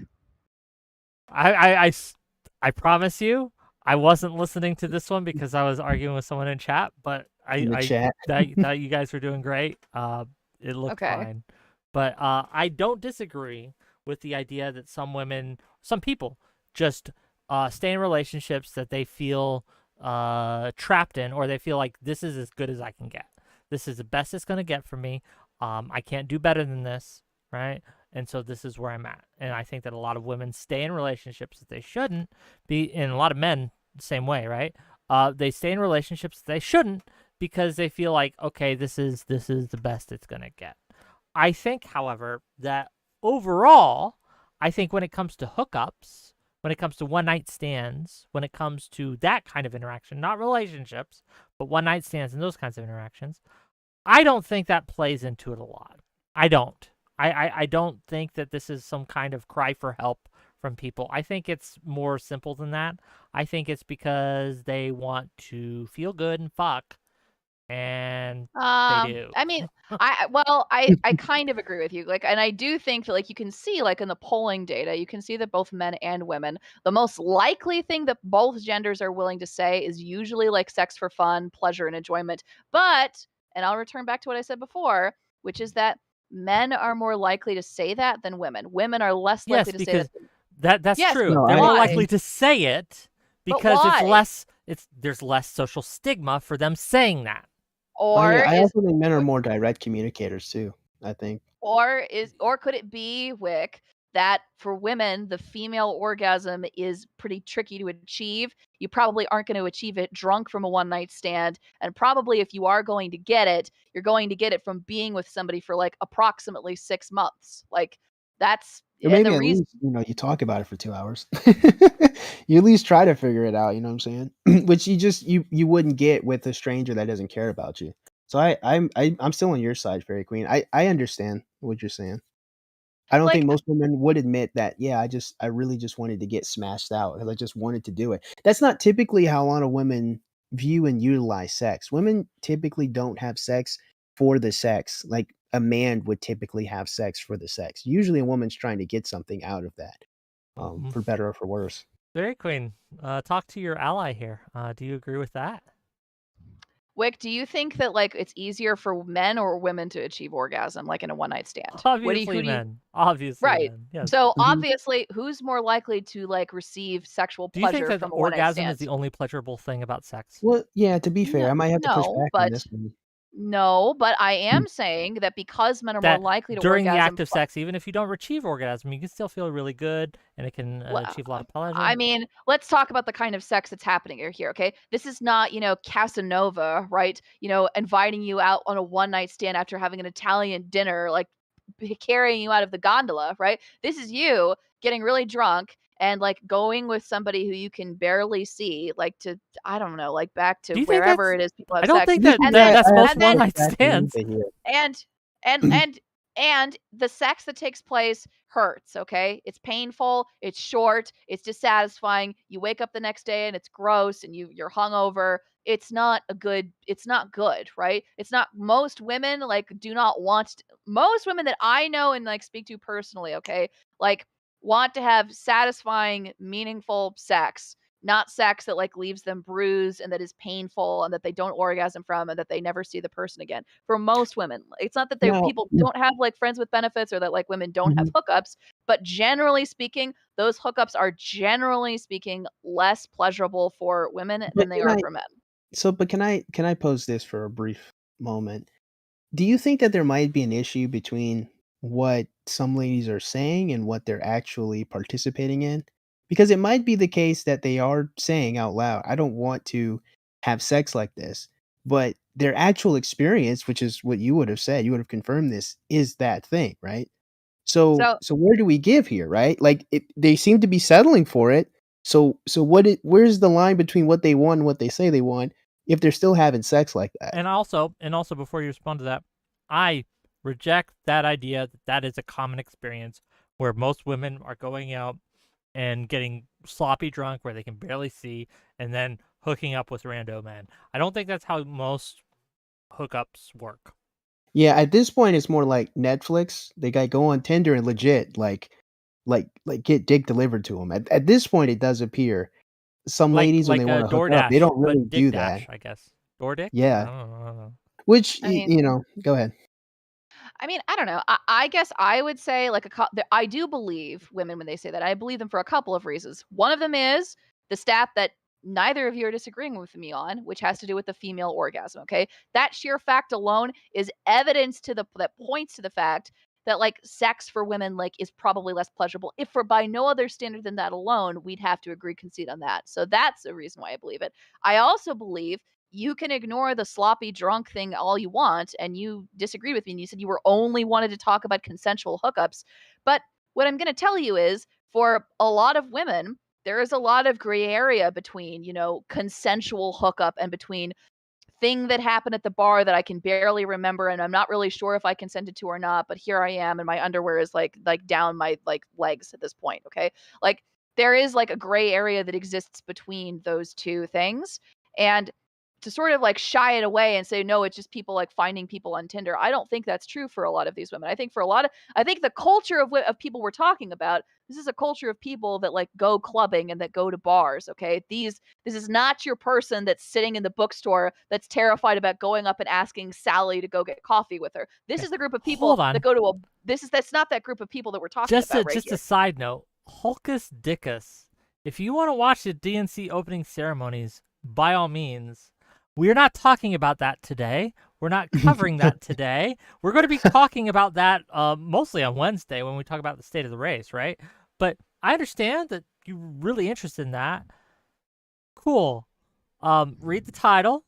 Notice that it does not say that. And find a stream that is catering to your needs. That's all I got to say, right? This is weird. It's like what women do, okay? It's a woman thing to do to come into a room that men are having fun in and try to change, right? How they're having fun. Now, I'm being facetious, FairyQueen. Don't bite my head off. But no, I'm just saying that don't do that. Like, if you don't want to see what we're streaming, that's fine. Don't watch it. It's easy. It's simple. The power is in you, my dear brother, right? The power is within you, okay? That's all.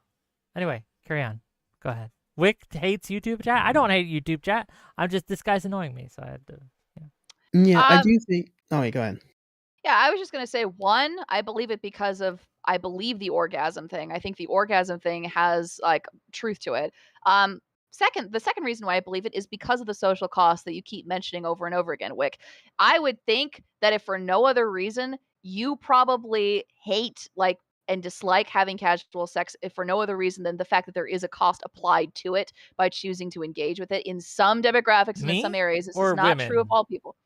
I'm talking about women in some demographics and in some areas, right? So that's a reason why to dislike hookups. But the third one is, again, I know you don't like the alcohol thing, but I'm sorry, but a lot of sex, it's not just unpleasurable just because like you don't orgasm from it. It's not pleasurable because it's sloppy, it's dirty, it's in the middle of the night, you barely know the person, it's not safe, you might wind up with a disease or you might wind up pregnant. These are not situations that are really conducive for women, at least to enjoy sex, at least not in my experience anyway. Like most of it's pretty sad and not very glamorous, I'm afraid. Like most of it's like mostly, if anything, it's an embarrassment more than anything else. I'm still inclined to agree with you. I think the issue is the fact that like whether they enjoy it or not, they're still participating in it. So something kind of has to give, especially for the male side of things outside of that. Because one thing I think is really strange and I think annoying for some men is the fact that we can see women operate and act in this behavior where they're going out and getting drunk and having sex with these guys. But then they'll turn around and say, but the man I need to be in a relationship is a particularly well-to-do individual that has a good amount of money, that has a good amount of morals, that's the XYZ, you know what I'm saying? I don't have to go into all the details there. So it's like I think we have a little bit of column A and column B, where we do have the women who are just on Tinder and Bumble and they'll just swipe and find a dude they want. And we do have the ladies who are, getting drunk and bringing back these random people. The fact remains that they're participating in frivolous sexual activity. So it's like, why are they participating in this if they don't like it? If they don't like these Well, I men? mean, like one of the reasons why is because like when depending on the age that you are, you might not know enough, frankly, about dating or about men to know not to like them or to know how much sex sucks when you But how don't get many to know times somebody for 6 months. So that's a how many possible times does reason. that It's have just to happen immaturity. though? Well, but like immaturity and lack of experience, like that's a reason like why it happens. You don't know enough about sexual Mhm. interactions to know that that will be the consequence and to know that that's what it will be like. You don't know what sex is like until you've had sex before, right? Okay, here's a So hot take. that's But that's Oh no, a here's a possible hot take. reason, Here's right? a hot take for you, and this is a question for you, Fairy Queen. How much of that is women's fault that they can't like in today's age where we have all sorts of aids, where we have all sorts of devices, if you will, to aid the female orgasm, the fact that they're not receiving pleasure out of sex, how much of that is their own damn fault? I don't know what quite how to answer that. So first of all, it depends on like the demographic of people that we're talking about. So in some demographics, like there are some groups of women who like they couldn't even possibly imagine going to a sex shop and buying a vibrator because they're incredibly embarrassed about their sex lives. They're embarrassed about even the need. There are lots of women who believe that like they can orgasm like via vaginal sex, and that's not true. They are misinformed about like what it takes in order to have an orgasm. They believe it will happen even though it doesn't. And when sex is painful or uncomfortable, they will blame themselves and will think that there's something physically wrong with their bodies as opposed to their partner simply being not really being a gentleman like in bed. yeah, So like so but if so we're so talking so about hookups though, like why would they have that expectation of a stranger? why would I have the expectation? Because they don't know much about sex. They haven't had a lot of sex before, so like they don't know necessarily about what the hookup. They don't know that like they don't understand like what an orgasm. For many of them, have never had an orgasm. They don't know what an orgasm is. They don't know what it takes to achieve it, and so like why do they have that expectation? It's because they don't know any better, right? They don't know any better. Nobody's ever told them before, so that's a But possible but this reason, is but right? this is kind of the thing that's interesting to me, right? So if we accept that they And don't know any last better thing, because then and we they're gotta move on. We got quite the I line, and I accept want to that. get to people. So Yeah. so the thing that's interesting to me is that due to their ignorance, somehow we get to the point where they believe that it's the motorcycle dangerous dude, stranger who's drunk that's going to somehow get them the information, the experience that they need to orgasm. Why would they ever believe that it's that just on common sense, just first, boom, I'm gonna look at you, out of every man I could pick. How does that man become the first choice if they're worried about being able to orgasm? I kinda don't know if I can reconcile that one. Just based on common sense, you know what I'm saying? I mean, it might be the case that I don't really know. I mean, I would say that like they may not have the expectation that they're going to orgasm. It might be the case that they don't know what an orgasm is. They might like there are some women who have had sex for years and years and years and they believe that they've had an orgasm even though they never have actually had one. So I don't know. I would say that there's a misunderstanding about like why women choose to have hookups. I think that like the assumption is that because he's just that sexy, he was just that cool, he was just that attractive, and that's why she was willing to fuck him and then not want to immediately fuck this other person. When in reality, like a lot of these like hookups are really like pretty much just sad. They're sad. They are usually not very pleasurable. The women usually, oftentimes, like if they don't regret them at first, they learn to regret them later. They don't result in orgasm. A lot of the men, honestly, that like are the hookups, they're not nearly as attractive as you might think. Many of them are kind of just gross and weird. It's not a glamorous. It's not a glamorous thing, okay? And it's not because he's an Adonis on Earth, okay? It's because he's John and he was there and he was at the bar and it was 12 o'clock and it was midnight, okay? So the answer is, folks, if you want to be that guy in the bar, okay, you need to go to the bar. Go to the bar, okay? I And if you think don't that go to still says something pretty sad and damning about the state of a lot of females. If they're gonna pick a man that's not gonna respect them or care about them, something is amiss from top to bottom. Okay. That character isn't the forefront of even a hookup. You gotta really think about it. Even in the frivolousness of a hookup, why wouldn't you still care about someone being kind of nice and treat you well? to You're be having fair, sex with them, you know what I'm saying? to be fair, women are more likely to care about that statistically than men are. Men are Well, far less likely to care about evidently. sincerity. Well, No, evidently well, they don't because they're not well, hooking up with those types of men. that's not true. Okay, first of all, like number one, okay, if you look at the statistics about like Last hookups, about response, and we're short-term gonna relationships move on. versus long-term relationships, women are far more likely to care about intelligence, ambition, hard work, sincerity, far more so than Yes, men when they my are like my regarding final their short-term hookup. Nope, I'm not And I finished. respect wait, So, I respect they that, are but my far. last They are Hold on, let men, FairyQueen finish, and then. so if we're going to say that like women have a lack of character because they're willing to date men that they don't really like or don't really respect just because they happen to be there, I would say that statistically it seems that men are more likely to say that. They are more likely to do that. They are more likely to discount a woman's personality over her physical attractiveness. Like when we're talking about long-term relationships, like they're more likely to care about physical attractiveness more so than many of these other traits that we just mentioned. Okay. Yeah, I guess my last statement Last is statement. for as much as that might statistically be seen in practice and based on the anecdotes and the stories and all the TikToks and the fact that they would rather be And with all a the bear than a TikToks. man, A it does bear not and a appear man. to be the case that they experience these Mhm. intelligent, sweet, kind men in these hookups. And it doesn't seem like what they say they want matches what they do. But Okay. Thank Well, you. Thank you, Xerxes, for calling. Mhm. Before we keep going, because we will keep going. Yeah, I know. So I will talk to you thank later, you. buddy. All right. Okay. Next caller. Which one of you was in here first? I wasn't paying attention. I'm going to guess. Hello, you're live. Hey, Maeve. Oh, Maeve. Hi. You're muted on your end, Maeve. Hey, sorry, I was listening to it and I wasn't sure that I was going to pop on right now or not. That was fast.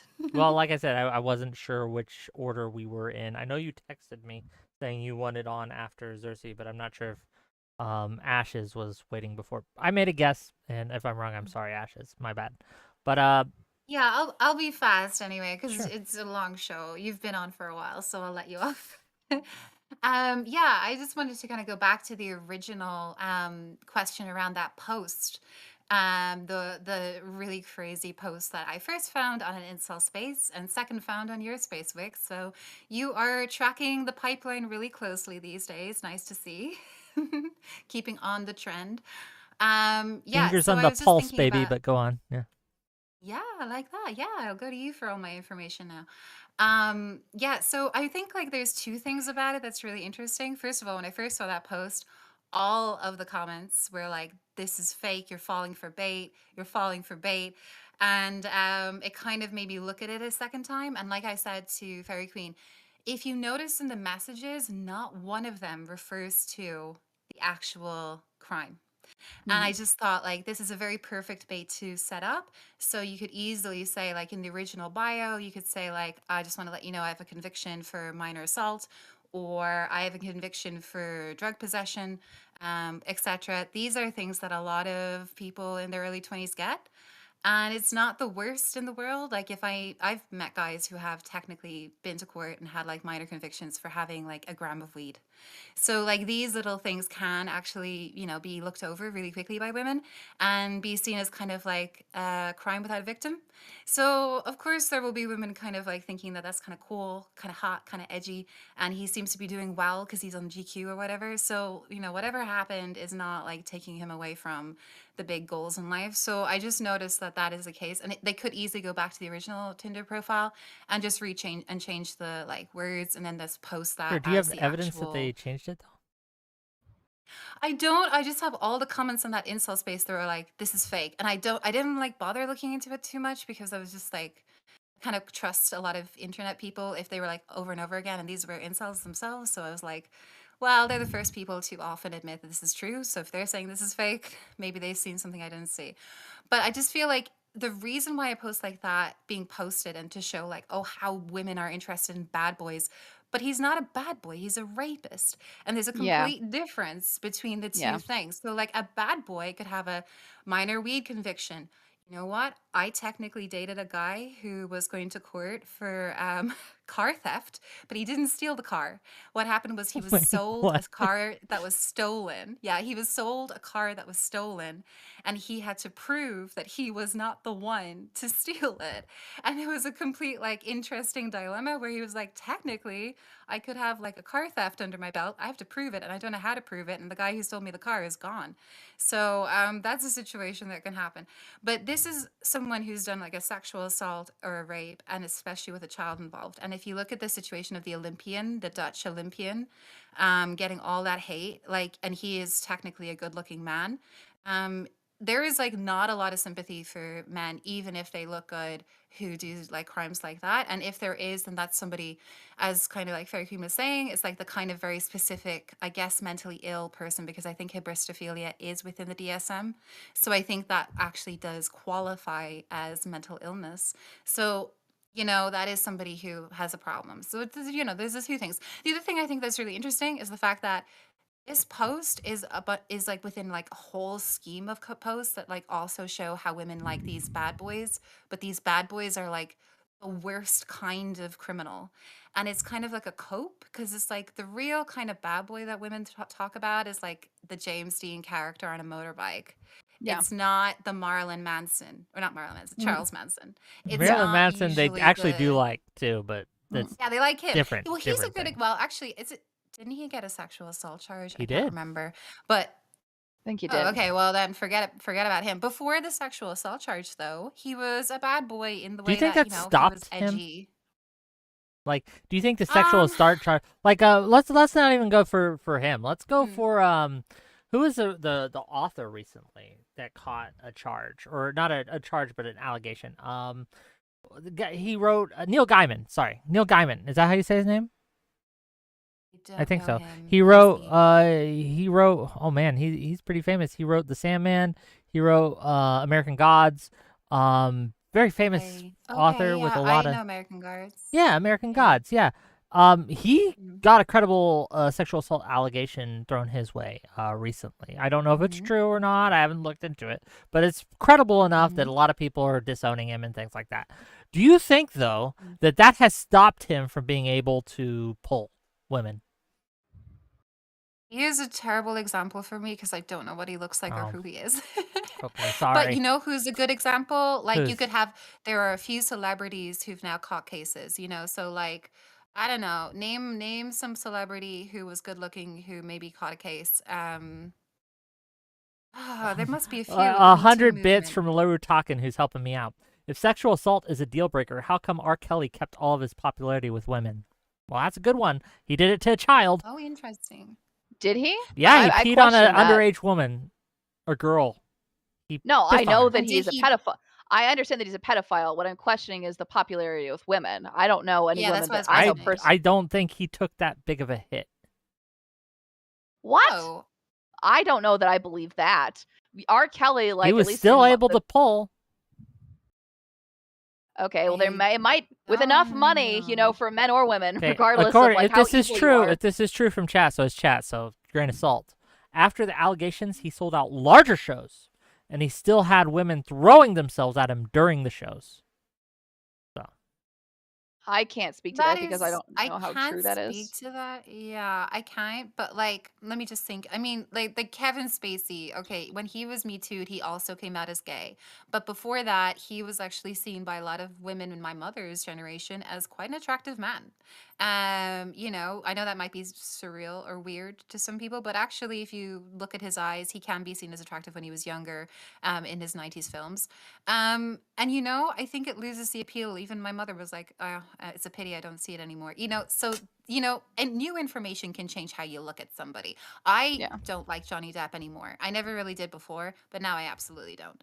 And I know that's controversial because a lot of people say, well, he didn't do it. But, it depends on what you believe in someone. But going back to the cope of the post, it's like that is not the bad boy that women are going for, but I feel like that is what some men online are trying to signal is the Mhm. person that women are Well, going they're for. using, And I they're think a absolutely lot of using that an is extreme. I agree. yeah, I think a lot of that is jealousy over the men who actually do embody the actual real life bad boy. I think a lot of these guys have friends who Mhm. have a lot of tattoos, who ride a motorbike, who maybe sell some weed on the side if they're 19 or 20, who seem to get a lot of girls. And they look at their friends or people that they've met or know, and they just say, I can't be him. So it's just kind of this cope of being like, I can't be this guy, but I'm going to almost humiliate the women who are interested in this type of guy because that can't be me. And you know what? Jealousy affects us all. So Mhm. that's my theory. I don't know. What do you think, Fairy I'm Queen? I'll let you I go. think Yeah, go ahead, just real quick. But I want to read this chat comment, and I have one comment, and then I'll let Fairy Queen just have the floor for the rest of the call. But so first of all, I think that women who do like rapists and predators should be made fun of and should be shamed. I think that's okay to do. Second one, Nerdidity said something, and I think this worth discussing too. I think it's weird that they need to have caught a case for people to think they are weird. DiCaprio is creepy as fuck for his dating habits, Leonardo DiCaprio, but he's still able to get pretty much any woman he wants. Very Queen, sorry, go ahead. yeah, I was just gonna say a couple of things. So the first thing has to do with like the bad boy thing. So I think I would agree, like, and I'll just echo what both of you said that like this is an extreme that we're talking about. The vast majority of women would not date a rapist just because he had a pretty face. Like the majority of women, I don't think like the majority of women, most normal, healthy, well-adjusted women would not want to sleep with and would not want to date a child rapist, okay? Just because like he was happened to be physically attractive. Now, what we were talking about earlier, like hybristophilia, that is a mental disorder and it's a mental disorder for like some women. And it is true that like I think it's true that like women are statistically more likely to have hybristophilia as opposed to men, although men do have it as well. But which is specifically for those of you who don't know, that's attraction to criminals. Like that's specifically it's a sexual paraphilia that way. Um but that doesn't mean that the majority of women have hybristophilia. And it also and like when most women like when they say that they want somebody who's like a bad boy, it's just as Maeve said, okay? They don't mean criminal rapist. They don't Yeah. mean, 5-time theft. They Mhm. don't mean, murdered his entire family. That's not really what they're talking Yeah. about. The average, normal, Mhm. healthy, well-adjusted woman, that is not what she means, okay? What she means is, shower, have more than 3 pieces of furniture in your house, okay? No, Dress hold on. well, No, okay? they don't. Be confident, be competent, okay? Smell good, okay? Be confident, stick up for yourself, okay? Um, I that's what it okay. means. I would agree with you that most women, 99% of women who say I want a bad boy, they don't mean to kill their whole family bad boy. I agree with that. But I disagree with I want a bad boy means I want someone who showers. I don't think that's true. Oh, yeah, Wick, I was just thinking of like, okay, this is because you're friends with him, and this is the only person I think we have like, I don't know him, but you're his friend. I was first told about Destiny in a chat, in an incel space chat, where he was referred to as the bad boy of what is the game he played? StarCraft, StarCraft, StarCraft. StarCraft. He was referred to as the bad boy of StarCraft. And I was like, what does that mean? They were like, he was the bad boy of StarCraft. And then I like got to watch his streams and I knew what they meant. He Bad boy does not have to be being a criminal. It has to be about being confident and following your own rules. It's a Yep. maverick. It's the guy who basically breaks the rules in order to succeed in a way that isn't so Machiavellian. It's not Tony Soprano, though he could be an example of an extreme bad boy. But, the idea of just being yourself, like fully and unapologetically, even if it rubs people the wrong way. And that is hard. Being no fear of confrontation, Yep. just being like, this is me, take me as I am. And if you have a problem with it, that's it. All right, whatever. I don't care. I'm not going to kowtow to you. That is the kind of behavior that a bad boy has. And it's actually a lot harder to be. I think a lot of people think that that's them. It's not. Mhm. It's not even me. I can't even do that for too long. It's very difficult to be yourself fully. And even when people are like, you're so wrong, or like, blah, blah, blah, You know what I mean? So that And attitude. you, dear viewer in Yeah. chat, if you think that's you, say the N-word right now. You won't. Destiny would. But Well, anyway, that's the that's difference. cruel. That's not bad boy. No, that's just bad. I mean, that's what he's.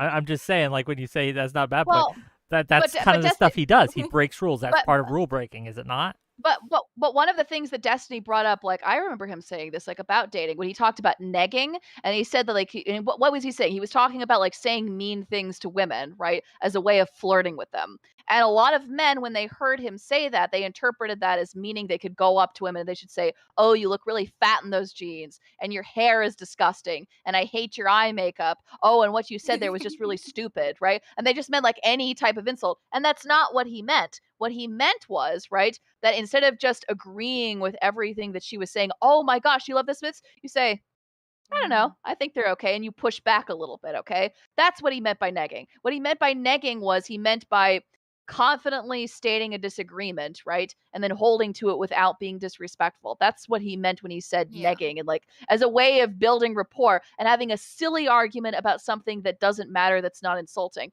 That's what he meant when he said that. But a lot of men, when they heard that, they interpreted that as meaning this is a license to be verbally abusive to my partner because she will really secretly like that. And that's not what he meant. And that's what I was saying earlier with the problem of nuance, right? Which is that it's not that there is nothing to these ideas. It's just that there's a way of doing them. There's a way of doing things. And if you don't know how to do them, you should not do them because you will screw it up. Okay, You just should to just be yourself. Yeah. just before you, I want your take on this, Maeve, because she's kind of harkening back to the first thing we were talking about on stream. Cold approaching women in public spaces. Do you think it should be socially acceptable to do so? Why or why not? Well, yes, I think it should be socially acceptable. Yes, but I think I told you about this, yeah, in chat. You just have to spend like 2 days in London as I hate to say this, like a decently young or a decently attractive, but not super attractive, just a normal looking girl, walking around by yourself, you're gonna be asked out. You're just gonna be asked out. I've been asked out so often on the streets of London, by complete strangers who do it in like this kind of funny, I guess, London-esque way that never feels weird, but London-esque. always feels like flattering. Yeah, you know, they have the big accent and they just go up to you and they're just like kind of like cheeky, but Oi, like governor! sweet and this. You wanna go get some? I don't know, fucking British. You want some chips? You wanna go get some fish and Well, it's chips? crazy because I've lived in Dublin my whole life, and boys here are terrified to even talk to a girl until they've had like 5 beers. So, I mean, it's one extreme to the other. You know, you go to London and you're just flocked by these men who are just like, all right, want to come over with me? Oh, come on, I'll show you this new pub I like. Come with us, come with us. Oh, you look really good. But it's in this kind of relaxed, you don't have to actually do anything way. It's not in this intimidating, strange way. Yeah, it's, I've been asked out in I America. agree. In New York, on Wall Street, some guy just asked me for a cigarette and said like something and basically asked me out. And again, it was fine. You know, I think like there's ways to do it. I think Fairy Queen is completely right. You don't go up to someone and go like, "Hey, you got beautiful hips." Yeah. Hips would I be don't know how to weird, do. but do you think it's weird to compliment someone's smile? If a guy said, "Hey, I think you have a beautiful smile. You want to go out?" I don't think that's I've had that. unacceptable, and I don't think that's I've had that. creepy. It's not unacceptable. I've had that. It's not unacceptable. It's a compliment. It just doesn't tend to go anywhere. I think when we get that compliment, it's almost like, you know, this is the end of the story. I don't know how to frame it. It's just like, this is enough. I don't know why. It's just something women intuitively Yeah. say, oh, thank you. Moving on. I don't know why. It's just, it doesn't spark intrigue. It doesn't spark mystery. It doesn't spark interest. It just sparks compliment. I don't know. I think that's the whole difference between, hey, come with me. Do you want to come out for a drink with us? We're going up here, which is interesting. Like, what's happening? Mhm. Why are you asking me? Do you like me? What's instead of you beautiful smile? I think that's just a compliment. So I think it's just a strategy. It's not inappropriate or anything. Okay. Well, thank you for calling in. Thanks for talking to No me. worries. And Thanks for the talk. I will see you later. Yes. I may have. Last caller. Hello, you're live. Oh, hey, Wick, how's it going? Oh, you know I'm here. What are your thoughts? Yeah, so I wanted Oh, to hold talk on. about. Hold on. I'm Lara sorry. Tuckin's yelling at me because I forgot to read his 100-bit comment. So let me read that and then we'll get to you. How dare you? I know. Lara Tuckin for 100 bits. First off, I'd say the N-word, but it would get auto-modded and just wouldn't go through. Second off, R. Kelly's discography's value tripled since the conviction. I can drop a link if you guys want. Thank you for that information. Appreciate you. I believe you. Okay. Thank you. Okay. That might also Ashes, just be the please. fact that he's not making more of them because he's going to jail, right? So it's a collector's item. Okay. Maybe. I You don't know, know. like Hitler's pistol was probably really valuable. I don't know if that's a reflection on, anything, anybody who might be interested in collecting it to begin with. No, I think the very beginning of the conversation was interesting about whether or not dudes were too afraid to approach and whether that was caused by something out there in the ether. I'm very critical of the dating scene all the time, and particularly heavier elements of the dating scene all the time. I'm very happy to do that. I don't think it's a matter of I don't think it's people being afraid of social media. I think that's a convenient excuse because it is so insane. It's so outsized and proportionate impact to Well, do you think somebody's they're like. afraid in general, right? Maybe not for the reasons I said, right? Or maybe, but just fear of social repercussion, even in their own immediate circle. I don't know about fear of social repercussion. No, I think it's maybe that last part a little bit, but that's doing the heavy lifting. I think it's just rejection sensitivity writ large, right? I don't want to go on dating apps because somebody might ghost me. I don't want to go on. I don't want to ask out my crush because she might reject me at some point. I just don't want to do it because there could be because the negative outcome to them that they are afraid of is just failure.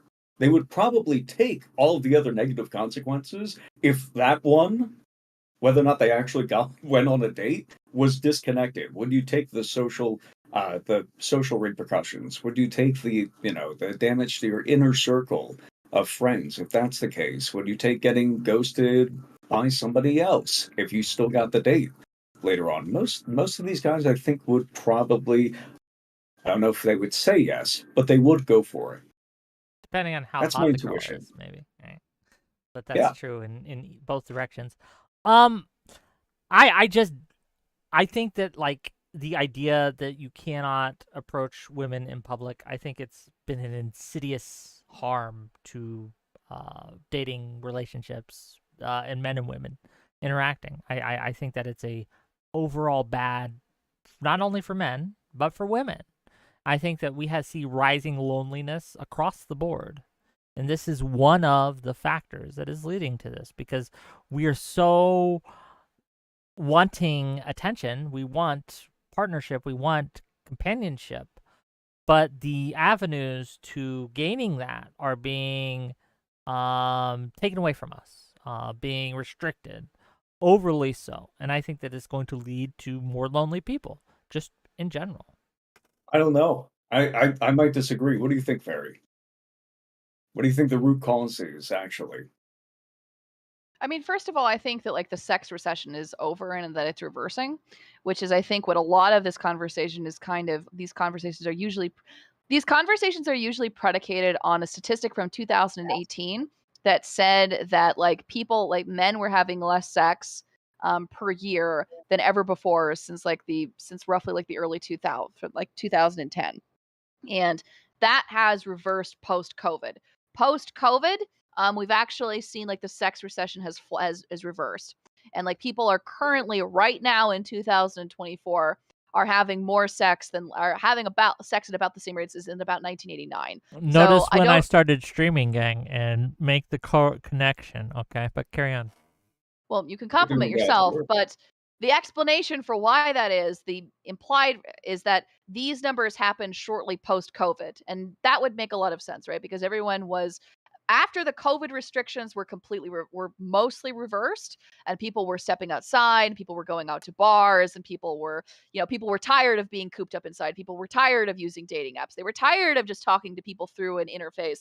They wanted to go out, and when they went out, they started having more sex, okay?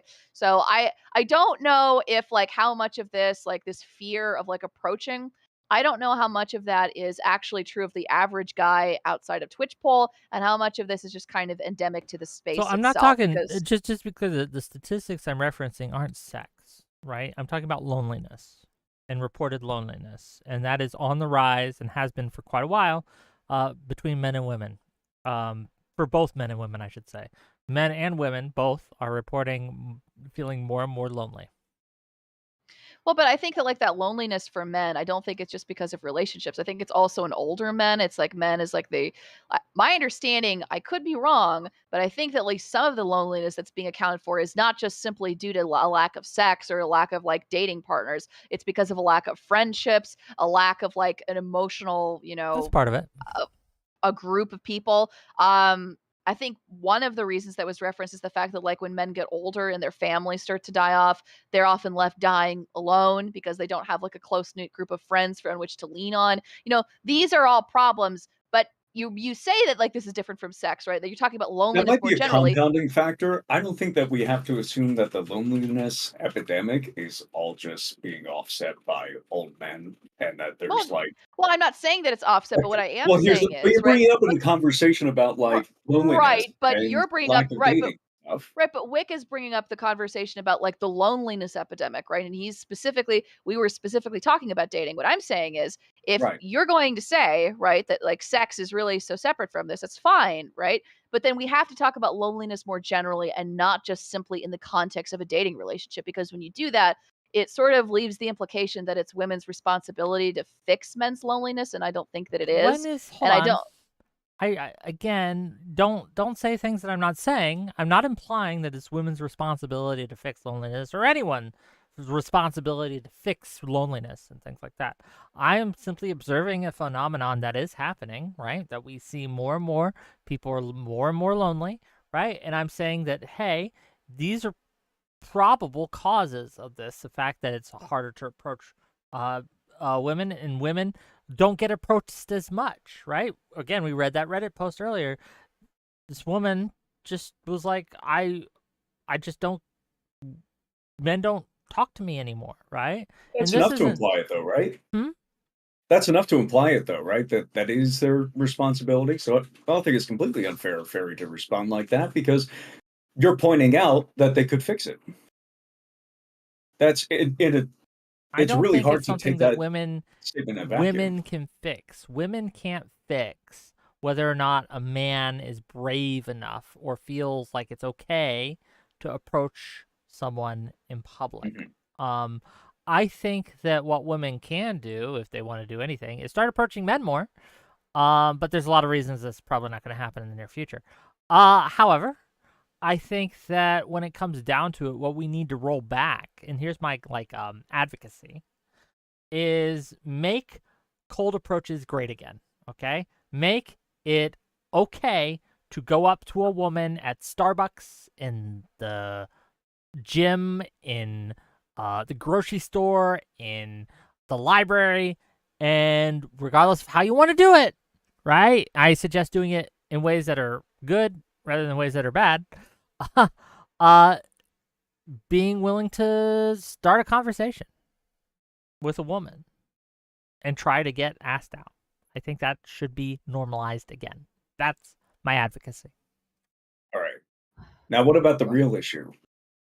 The real issue underpinning all of this.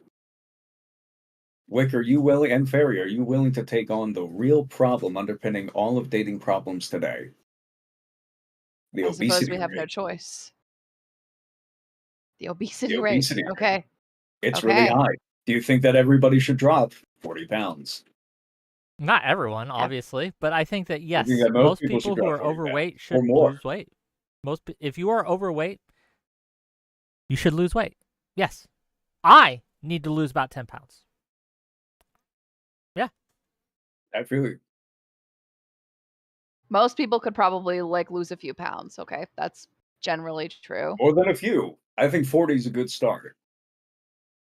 for some people. I don't want some poor people are Wick to gonna look like a bag of bones. die, Okay, right? Like if This they is like lose 40 funny, pounds. but like Yeah. seriously, there's a lot of people who are like, I think that genuinely the attractiveness for any goal, any kind of motivation that somebody could have, especially as a young as a young dude, I think that when I was a young dude, I'm like 27 now. I can't really get away with that anymore. I think that making something more attractive makes it easier to pursue and improve in the pursuit of it. Whether that's a job, if the job market's great and salaries are great, it's a lot, even if entry level positions are just great for the amount of stuff that new things you can do with that money. I think it makes the prospect of going out, applying, and getting a job more attractive, even for people who are socially anxious. But I do think that by virtue of the fact we're all so fucking fat, I think it really makes it difficult to want to go out to begin with because you're So already do you it's think different. do you think that You have a it's wonderful just that fishing men and role women on are this less side. attracted to each other physically? Because that's what you're saying, is that they're too obese, right? And so, or they're more obese, I should say. And because they're more obese, it makes them less attractive. And so it makes it less likely that men or women will accept or pursue. And I don't know if that's true. I think that, like, in general, men and women aren't less attracted to each other than they were 20 years ago. I think the attraction level I don't think is that can be the case. I similar. think the people who are getting polled are probably going to be people who are dating, but everybody that has to be, and this is my bias, but I feel like that has to be selection bias. If I take you out, okay, Wick, we're going to go fishing. Fairy, we're going to go fishing. We might catch one fish that day. This pond sucks. There's barely any fish in it, but we might catch one. But probably we're going to be picking up a lot of, tires and I don't know. Whales. A lot of whales in the ocean. There she blows! Oh, it's Or Captain I Ahab invite with you her out to little another stump fishing legs. hole. Like, yar! Yeah. She's off in the distance. Or we're going to go out to Moosehead Lake in Maine, and we're going to be picking up, like, some of the fish aren't going to be so great, but we're going to pick up a ton. Like, there's a lot to look forward to. And maybe it's still possible that we strike out and we don't catch anything that day. Sure. But the prospect is a little bit more attractive. It seems like it's worth going because there's something you want Here's the there. thing. I don't think that women today, and I can't speak for the men's section, right? I let FairyQueen pontificate on that. But for me, women today are just as attracted. I'm still attracted to women in about the same ratio as I was back in the year 2000, right? Like, I am still find the same type attractive, and there doesn't seem to be less of that type around. In fact, I actually have more access to women today than I did 20 years ago because we have these apps. Now, there's other problems with those apps. I'm not saying those apps are good. I'm not saying that these are all good things. But when it comes to, like, having access to women that meet my levels of attractiveness, right, to the pond, right, the pond analogy you're using, the pond really hasn't changed. And I have pretty much the same access I did then. You don't think there's a few more ripples in the pond? Well, no. For me, and I can only speak personally, being older hurts my chances just in general, right? Really? Well, yeah. I mean, like, there is a when I was 26 years old, I was much more attractive because I was younger. That's just true. And that's the same for everyone. Like, a 40-year-old woman is going to find less men attracted to her than a 20-year-old woman. That's just true. Same with men. All right. I don't know. I think that the increasing obesity rate really does kind of mess around with people's expectations. I guess what I'm pitching is a world in which, like, people are more attractive in general. They take care of themselves more in general, which does have a convenient effect on their personality. I think it does improve. Like, I went to the gym for the first time in 6 months the other day. I feel fucking fantastic compared to, like, this general malaise that I was living under for a little while because this new apartment has a decent fitness center. I think that there is, like, a ratio of attractiveness and promise of something fun to find out there. Maybe fun beyond compare. Fun that you haven't had before if you're a guy just getting into it. That can override your anxiety. The fun of going up a mountain, the fun of finding, like, treasure out in the woods. I don't fucking care, Treasure. right? Okay, FairyQueen, what's your take on this? Do you think that people What's your take on Spirit of Adventure? FairyQueen, do you think that people are just too obese these days to and that's one of the reasons why people just stopped looking? No, I don't think so. I think that Because like even if that is true, like when you're on a dating app, like you can quickly filter out most of those people anyway, right? Like even if that was the case, right? Which is like what Wick is saying earlier. But secondly, I have not been dating people since the year 2000. I hate to break it to you all, but in the years that have been my life, I mean, the average person that I meet today doesn't seem to be significantly less attractive than like the person that I can think of like from like 10 years ago. Um, and I mean, like different demographics of people are obviously like, I don't know, like I don't know. I don't think that that's true. I don't think that that's the case because even though it is true that everyone is fatter, you can still select out of like how fat everyone is, like by literally just swiping left. You'll still be left with a pile of options though at the end, like afterwards. So I don't know that that's necessarily true. I do know that there was a TED talk that came out about obesity and how it was actually a national defense injuring our national defense because people are simply too fat, to register or to enlist in the military. They can't pass the fitness test. And so that's apparently that is a Yeah, big really, problem when it that comes program, to right? fulfilling the so as former military, I can speak to this, right? You do have to pass a fitness exam, right? yeah. Not only to get into the military, like in basic and all these things, but while you are in the military, you have to meet certain standards, and if you don't meet those standards, you're going to be rejected. They're going to push you out. Now they're having a crisis because one of the reasons they changed the standards back in 2000. Okay, that's the last time that I know of that they really switched up the standards and made it a lot harder. They changed how the test works, at least in the Air Force. Okay, um, and they did it as a force shaping tool. And so what I mean by that is they had way too many people that were getting a check and they wanted to reduce the forces. And so they made this as a way to get rid of people, to say, okay, we're going to make it much harder to be an airman. And so if you can't meet these requirements, we're going to push you out. And they did. But now they've come to a point where they need more people, okay?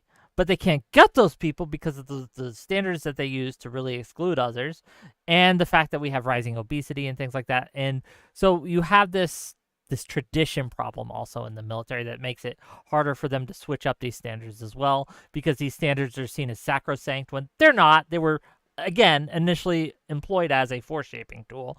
But here we are, and now everyone thinks, oh, in order to be a successful military member, you have to be able to run a 10-minute mile and a half or whatever, right?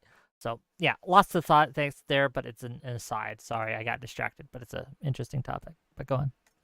No, I just think that people's general attractiveness has an influence on whether or not people want to override their anxiety about like this is going to sound harsh, being too pussy to just like talk to people that they don't know. If you ask the same people I don't think it's women's fault. I think if you ask these same people, hey, go ask any person in this crowd for the time or the name of the street or anything, like they or would make a phone fail to call do it. even. Like I Make a knew a phone guy call. who would not call. Like we were going to our local gaming store, right? Because I wanted to Mhm. play some Warhammer, right? And I was like, well, do we know if they're open at this time? Can we get there earlier? I was driving. I couldn't make the call, so I asked my buddy who's in the back seat, "Hey, buddy," I won't say his name. "Can you call and just see if they're open?" And he refused because I just don't want to call them. I get anxiety around that. It makes me nervous. I want to reach back and backhand the guy. Like, just give him a call, okay? I don't care if you're anxiety ridden about this. Just call up, see if they answer. If they do, you're good. You can just hang up, okay? Oh, sorry. Pet peeve. Or what if you said at that Warhammer store, not only are there not going to be any fat geeks there, everybody will have used deodorant. There's also going to be a bunch of the increasing minority of women who are not overweight, not obese. We got to find out if they're I don't think, still again, there at the I store know or you're going trying to out. push this. I don't think the fact that more women are obese is preventing men from going out there and making them scared to approach other people. I just don't I think think that's it's true. preventing them. It's that like if the reward, I really hate this phrase. The idea that the juice isn't worth the squeeze from people who never squeeze. It's a little annoying. But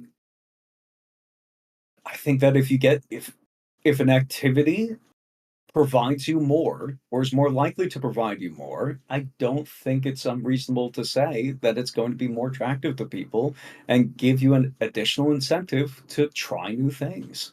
I think more it's the bigger issue is that young men, and women for that matter, young people, are too entitled. They think that if they go up and they approach or they are approached, in men's case, they think if they approach a woman that she should say yes, right? Because they're great people and everyone knows them. On the women's side, they think that the only people who should be approaching them are people who are of a standard and are just great. And they have to do it in a very specific way.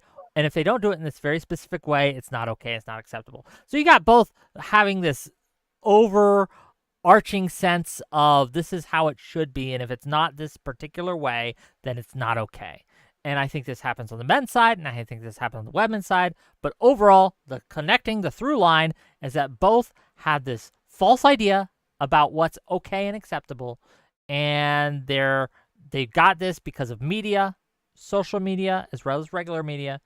And the fact that not everything's lining up 100% means they'll just toss it to the side. So that's where we're at. But anyway, I agree. I just think that we should cater to that entitlement. Okay. Ladies and gentlemen, this has been a beautiful show. I've enjoyed this show. I hope you've enjoyed this show. I'm going to give FairyQueen a chance to shout herself out because she's been kind enough to stick with us this whole time, put up with my takes, which are objectively correct, but I know it annoys some people. But thank you again, gang. If you've enjoyed this stream, if you've enjoyed this show, hit that like button. Okay, it's free. You can hit that like button on YouTube. Hit that subscribe button. If you're watching this on Twitch or Kick, hit that follow button. If you want to send me some money, that's great. But you don't have to because it's a free way to do it. Tomorrow, we're going to be talking a little later with we're going to talk about with Sociological Ali and we're Lethe Waterkai. We're going to be discussing the civil war that's happening between black progressives and pro-Palestine progressives. They're having a little tete-a-tete there, a little tit for tat, and it's worth talking about. So I got a representative of both communities to come in and talk about it. And thank you for the Prime sub. Really appreciate that. Wednesday, we're going to have Hutch on. We're going to have Admiral Gibbs. We're going to have a bunch of other people.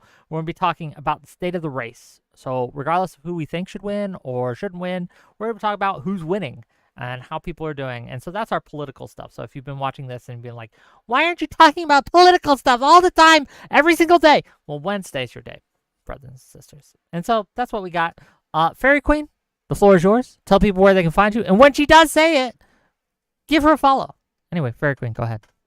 Absolutely. So I just dropped it in the Twitch chat. So you can find me on Twitter at @itmefairyqueen, and you can find me on YouTube and on Twitch on @itsmefairyqueen. So there's an S there. So if you want to find me on YouTube or on Twitch, you can find me at @itsmefairyqueen. And if you want to find me on Twitter, you can find me at @itmefairyqueen. Go ahead and give me a follow. Thank you very much. I hope that you liked what I had to say. Thank you, guys. Thank all of you. And Ashes, thanks for calling in, as always. Hype train. I can't end on a hype train. Here's what I'm gonna do. I'm gonna move you both out. Okay. I love you. Well, no, you know what? I'll keep you on. Gang. So if you do want some political stuff, what do you guys think of the pro-Palestinian people have basically broken through the DNC's barriers? Okay, and I haven't looked into this super hard, right? So please, forgive me if I'm getting some of this information incorrect. But as I understand it, and I've seen TikToks of this, and I've seen tweets of this, pro-Palestinian protesters have broken through the cordon and the police line of the DNC and are causing all sorts of chaos and all sorts of disruption. What do we think of that, gang? What are your thoughts? I want to hear from FairyQueen, and I want to hear from this. For the 2 minutes my hype train's going. Sorry. Go ahead. And please give me more money. But go ahead. So just to be very, very clear, I don't know a whole lot about like Israel versus Palestine discourse. Like there's a reason I haven't spoken on any of it. It's because I am very unaware of the history. I'm not well educated on it. So take what I'm about to say with like a really 2-pound whopping bag of salt.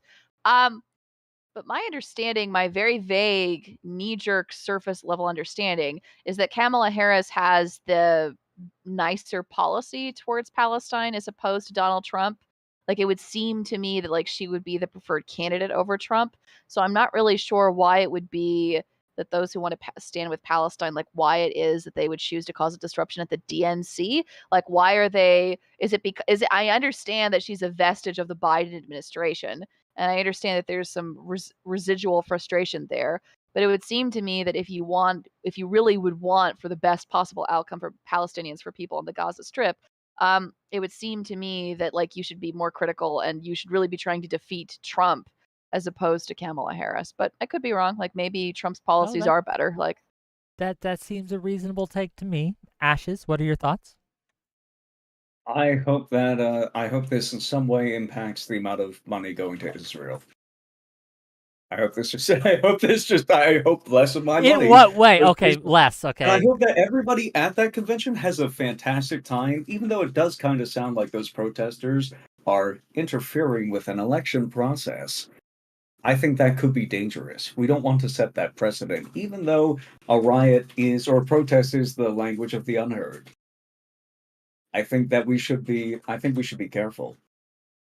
I don't know if that kind of interference should be tolerated in a democratic society. Here's what UU says, and I think that UU has an interesting take here. It says, in terms of polling, Arab voters, probably most invested, are heavily voting Kamala Harris. However, the protesting is basically being done by losers, uplifting their social media posts instead of trying to volunteer in any of the aid going to Palestine.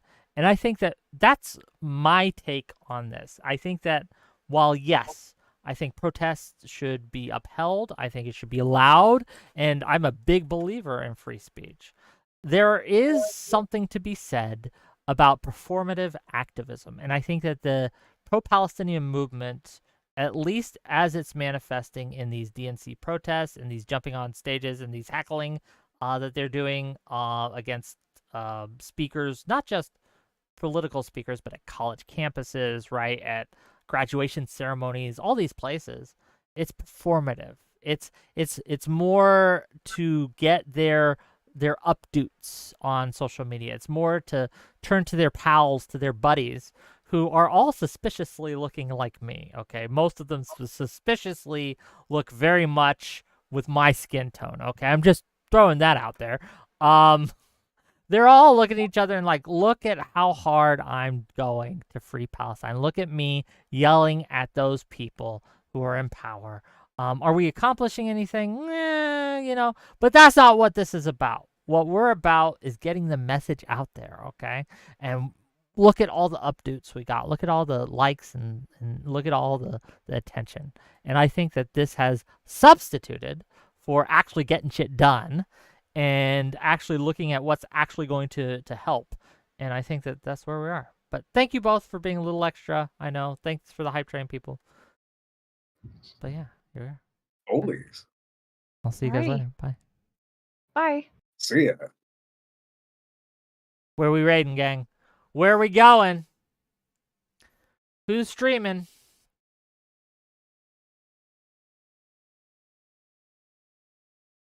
Man, I hate they changed Twitch. Now I have this For You open stories thing. I don't want to click on any of that. Let's go see Prime Kai. Let's just go give Prime Kai a raid. Prime Kai will be on our show on Wednesday, by the way. So feel free to come and check out his opinion on the state of the race.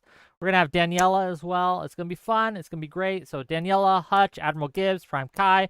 We're going to have Katiusha, and we are going to have... There was one more. Oh, my God. I'm going to forget the name, ain't I? And it's going to be really... Oh, Quinn. You guys remember Quinn from my Veterans panel? He's a nice guy. Like to have him on more. But yeah. So I will see you guys tomorrow.